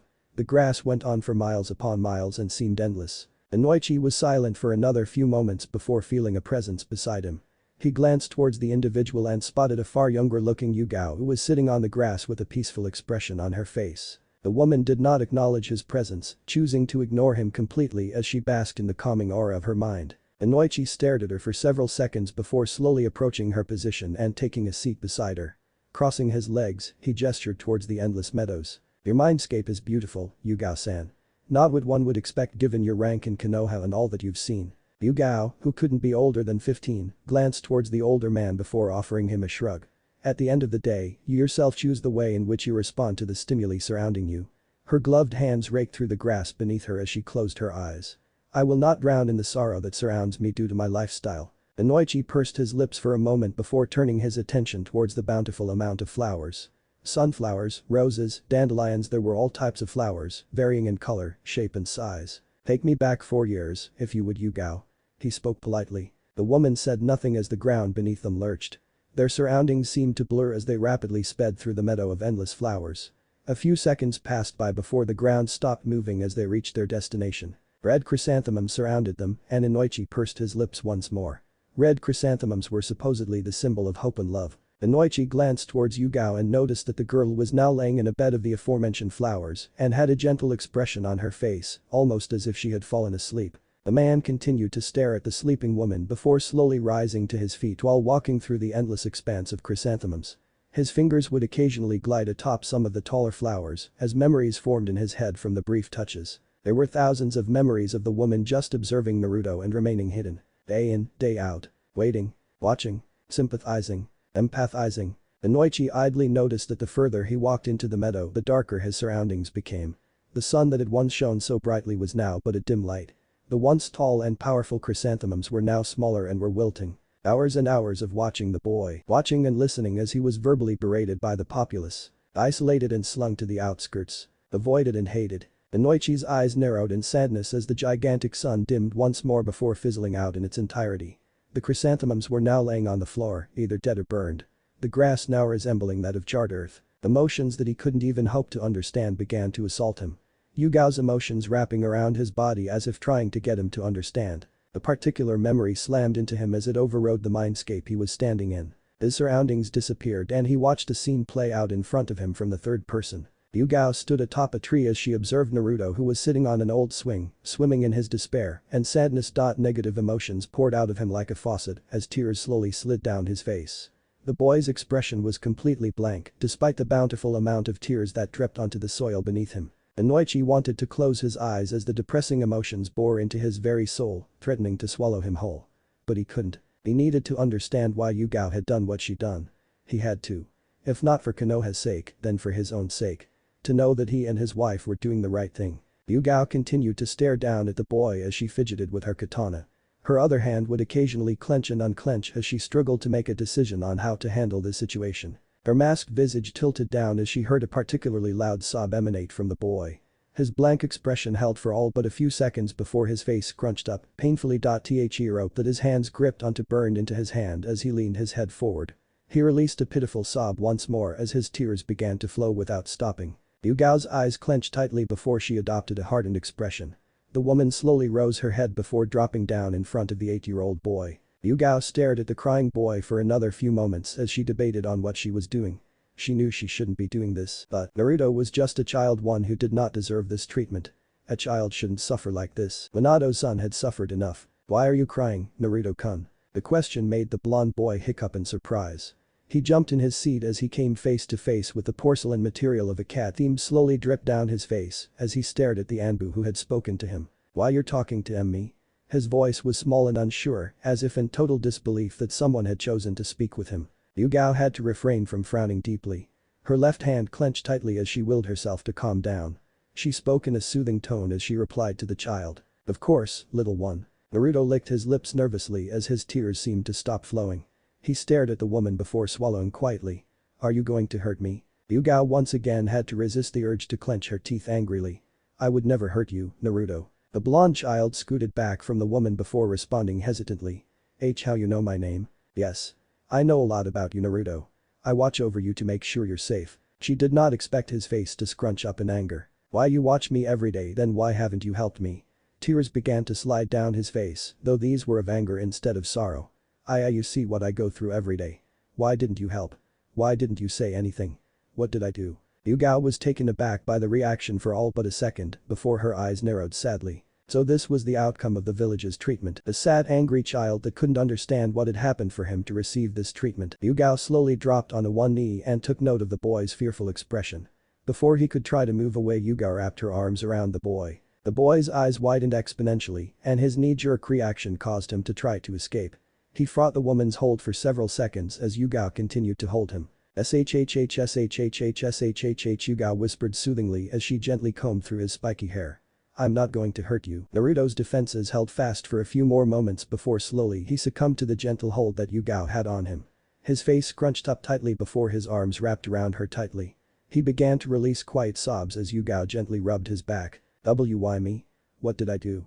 I didn't do anything. Yuga's heart clenched tightly at the questions, and she just held the small child tighter. Why me? Yuga was silent for several moments before gripping her mask in her hand. She slowly tilted the mask so that only the lower third of her face was exposed. She did not allow the boy to see it, but she whispered something into the boy's ear. My name is Yuga Yuzuki. It is nice to finally meet you, Naruto Uzumaki. Inoichi's form was forced out of the memory and he recoiled from the sheer ferocity of the action. A sharp pounding emanated from his head as he stumbled backwards from the unexpected action. His back collided with an unknown surface and he shifted on the balls of his heels as he came face to face with the actual Yuga. Her Anbu outfit was still in place, but she lacked her katana and mask. You need to leave. Her tone and facial expression actually shook Inoichi to his core. There was so much anger lurking in those brown eyes. So much restrained fury and rage. You got your answer, now get the fuck out of my mind. Her tone was laced with venom as she glared directly at the man. Inoichi was silent for several moments as he weathered the woman's ferocious stare. To her surprise, his eyes narrowed sadly as he responded. I understand why you did what you did, Yuga-san. I do not judge her, nor do I believe what Hiruzen will no doubt assume. He was quiet for a moment before shaking his head sadly. I and my wife are doing all we can to help. I fear it will not be enough, though. Inoichi bowed low to the woman as his form began to dissipate. He said one last thing before he fully disappeared from the woman's mindscape. Thank you for showing him some form of happiness. Break. Naruto waved at Ino with a small smile. I'll be back in an hour. I need to get some things. Ino sported a small frown as she stood on the stairs that led to her home. I can go with you if you want me to. The blonde Jinchuriki just smiled at her before shaking his head. It's fine, Ino. I'll be quick. Promise. The heiress frowned for a moment before sighing quietly. Okay, she responded dejectedly. Naruto poked the girl on her nose before speaking in an amused tone. No pouting. I'll be back soon. Naruto ignored her petulant expression as he slowly made his way out of the Yamanaka compound. He ignored all of the villagers who either glared at him or sneered at him. He did not care about them. They were irrelevant and they'd eventually feel his wrath. Useless creatures. 20 minutes passed by as Naruto reached the outskirts that the Uchiha compound resided in. He glanced at the gates that would lead into the Uchiha compound before bypassing it entirely. He knew that she was following him. Naruto continued his slow pace before making his way towards one of the lakes that was near the compound. The boy slowly walked on the wooden boards of the man-made dock before stopping a foot away from the end of the dock. He placed his hands into his pockets and just stared at the lake as he waited for the woman to speak to him. It wouldn't take long. Makoto was a patient woman, but when it came to her children, even he himself would fear her wrath. Where is he? It was a simple question, Naruto thought. He knew what she wanted. You will have to be specific, Makoto-san. He answered without turning around. He left his back completely exposed as a message to the woman. The message displaying his lack of care for her actions. If she attacked him, then both of her sons would die. Naruto heard the woman draw closer to his position and she now stood directly beside him. Her Sharingan was blazing ferociously as she stared at him with a blank expression. Where is my son? She questioned slowly. Naruto glanced at the woman before slowly tugging his mask over his face. The porcelain material slid down, hiding his features as he responded slowly. Itachi is fine. He did not provide any other details. That answered nothing. She responded placidly. Naruto shrugged his shoulders uncaringly. That is the point. I need leverage over you. You're a dangerous woman. He glanced at the woman before shrugging once more. You have the potential to ruin everything. I'd rather you work with me than against me. Makoto's Sharingan blazed with the ferocity of a caged lion as her nose curled angrily. What do you want? It is simple. He gestured with one of his hands before continuing. I have use of your Manjikyu Sharingan. It is powerful. Arguably more so than Shisui's. And that is a feat in itself. Makoto resisted the urge to strike the boy down as she glared at his form. That comment all those months ago had plagued her dreams for so many nights. I can't see into the future like you can. This boy knew, on some level, what her Manjikyu Sharingan could do.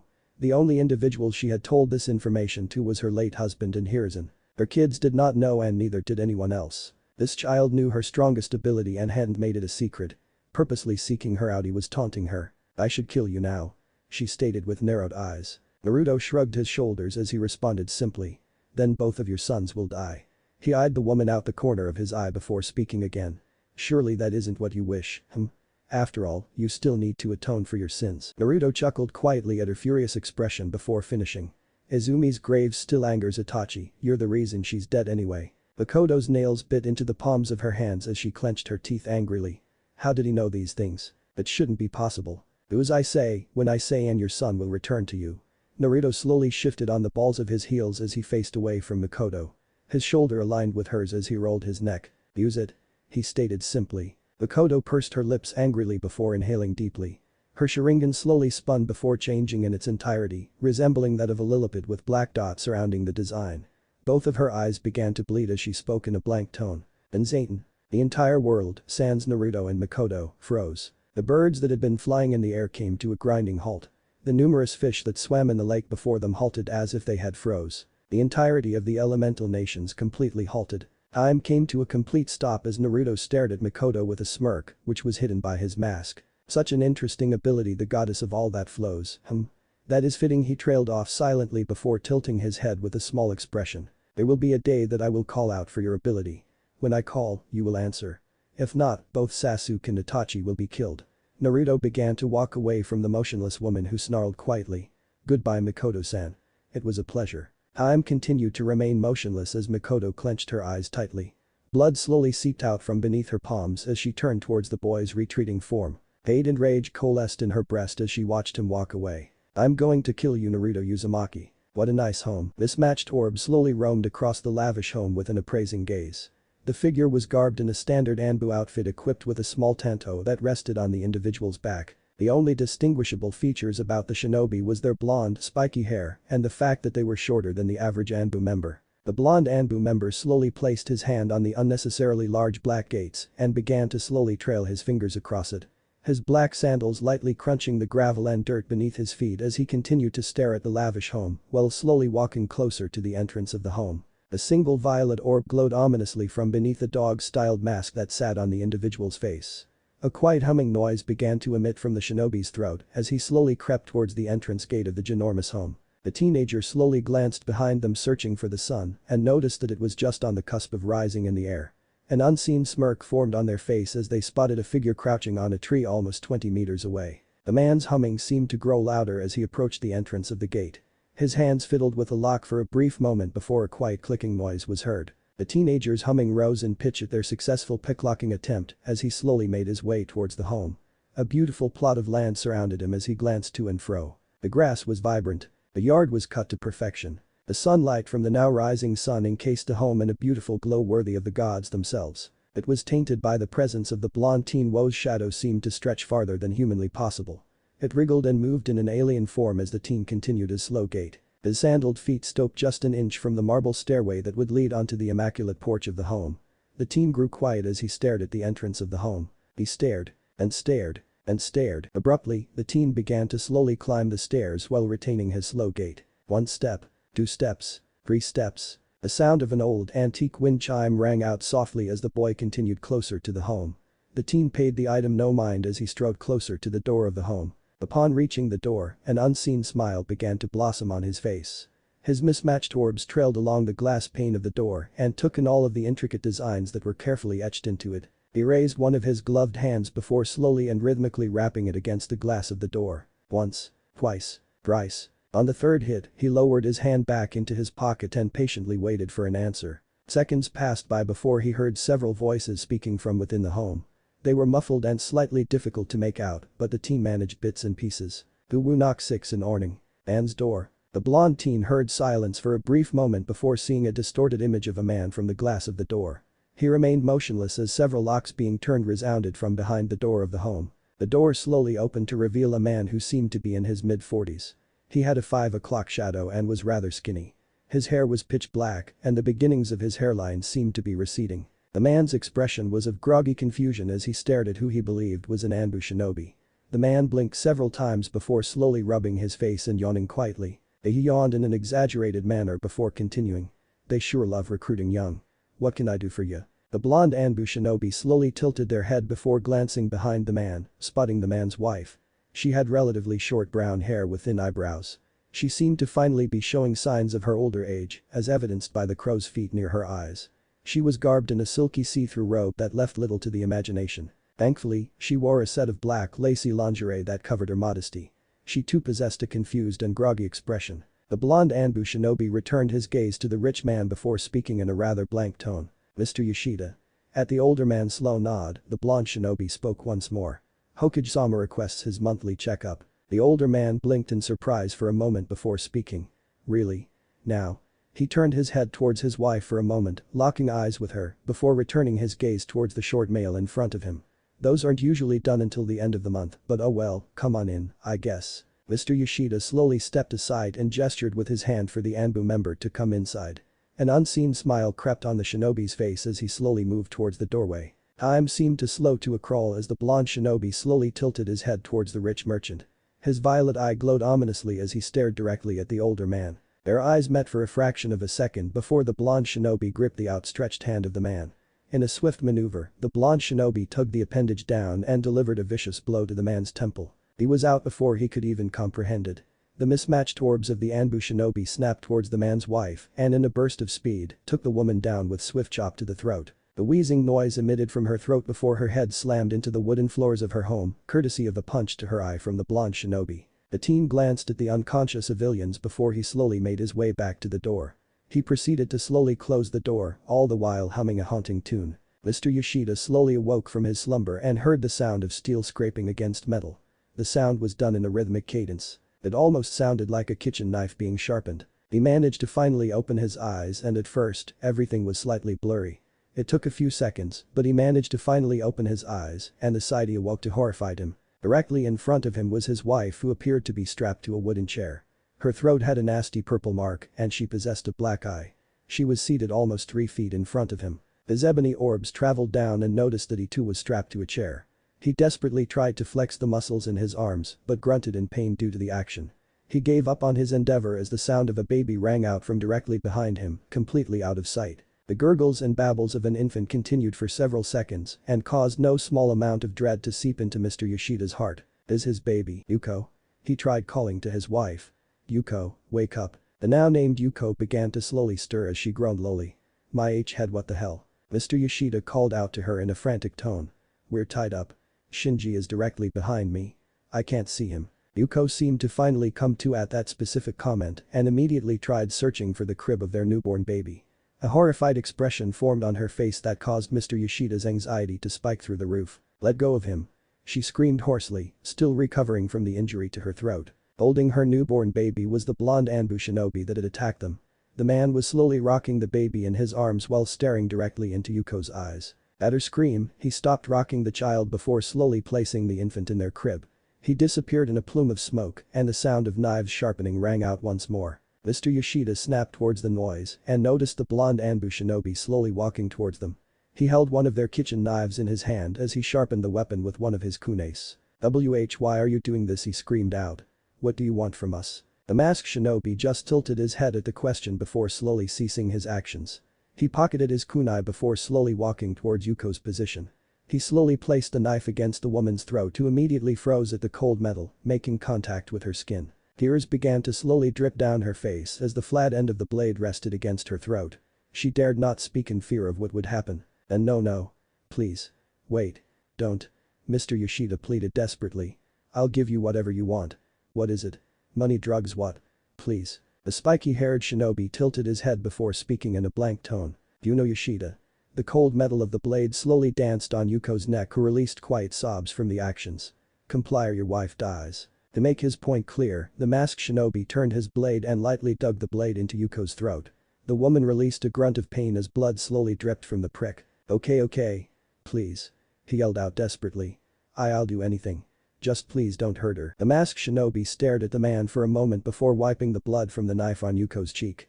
Fresh tears fell from her eyes as the masked man slowly moved away from her position while casually twirling his blade. Juno, the teen began slowly, occasionally flipping the knife in his hand. You've inadvertently placed yourself in my crosshairs. A shame too, the Yamanaka clan truly enjoy their business with you. The man seemed confused at the statement, and before he could voice that confusion the blonde teen continued speaking. Why am I doing this? An interesting question to ask, Juno. The blonde Anbu shinobi twirled his knife before stopping behind Yuko once more. You should know exactly why I'm doing this. The short male stared directly into the older man's eyes as he spoke. You are a sick man, Juno Yoshida. A wife and a kid, is that not enough for you? You commit these atrocities behind their back and expect no repercussions. That isn't acceptable, even more so when someone important to me was being targeted. Yuko's eyebrows furrowed in confusion as tears idly dripped down her face. What is he talking about, Juno? Before Juno could reply, the young shinobi rested his blade on Yuko's cheek, causing her to tense up. What am I talking about, Juno? What sick and perverted fantasies have you been partaking in for the last 5 years? Juno swallowed nervously while desperately trying to escape from his seat. I don't know what you're talking about. The blonde-haired shinobi tilted his masked visage at the man's statement before raising his knife in the air and bringing it down onto Yuko's shoulder. The woman released a hoarse scream as the blade sunk deep into her flesh, biting into the bone and causing blood to seep out from the wound near instantaneously. Stop. Please just stop. Juno cried frantically as his wife writhed painfully in her seat. The masked shinobi ignored both of their screams as he ripped the knife out of the woman's shoulder. You're starting to annoy me, Juno. Admit what you've done. I don't know what you're talking about. Juno denied as he thrashed against his restraints, desperately trying to escape. The blonde shinobi stared at Juno for an entire minute, ignoring Yuko's pitiful sobbing and Juno's attempts at escaping. For several minutes he stood silently before shaking his head. The young shinobi proceeded to place his left hand on the woman's injured shoulder. Twirling his blade slowly, he leaned over while speaking. Because of your actions, Juno, you get to choose. He finished with a flourish of his knife. The masked shinobi slowly walked towards Shinji's crib before slowly picking the baby up. His knife rested incredibly close to the child's throat as he haphazardly held the baby in his arms. Stop.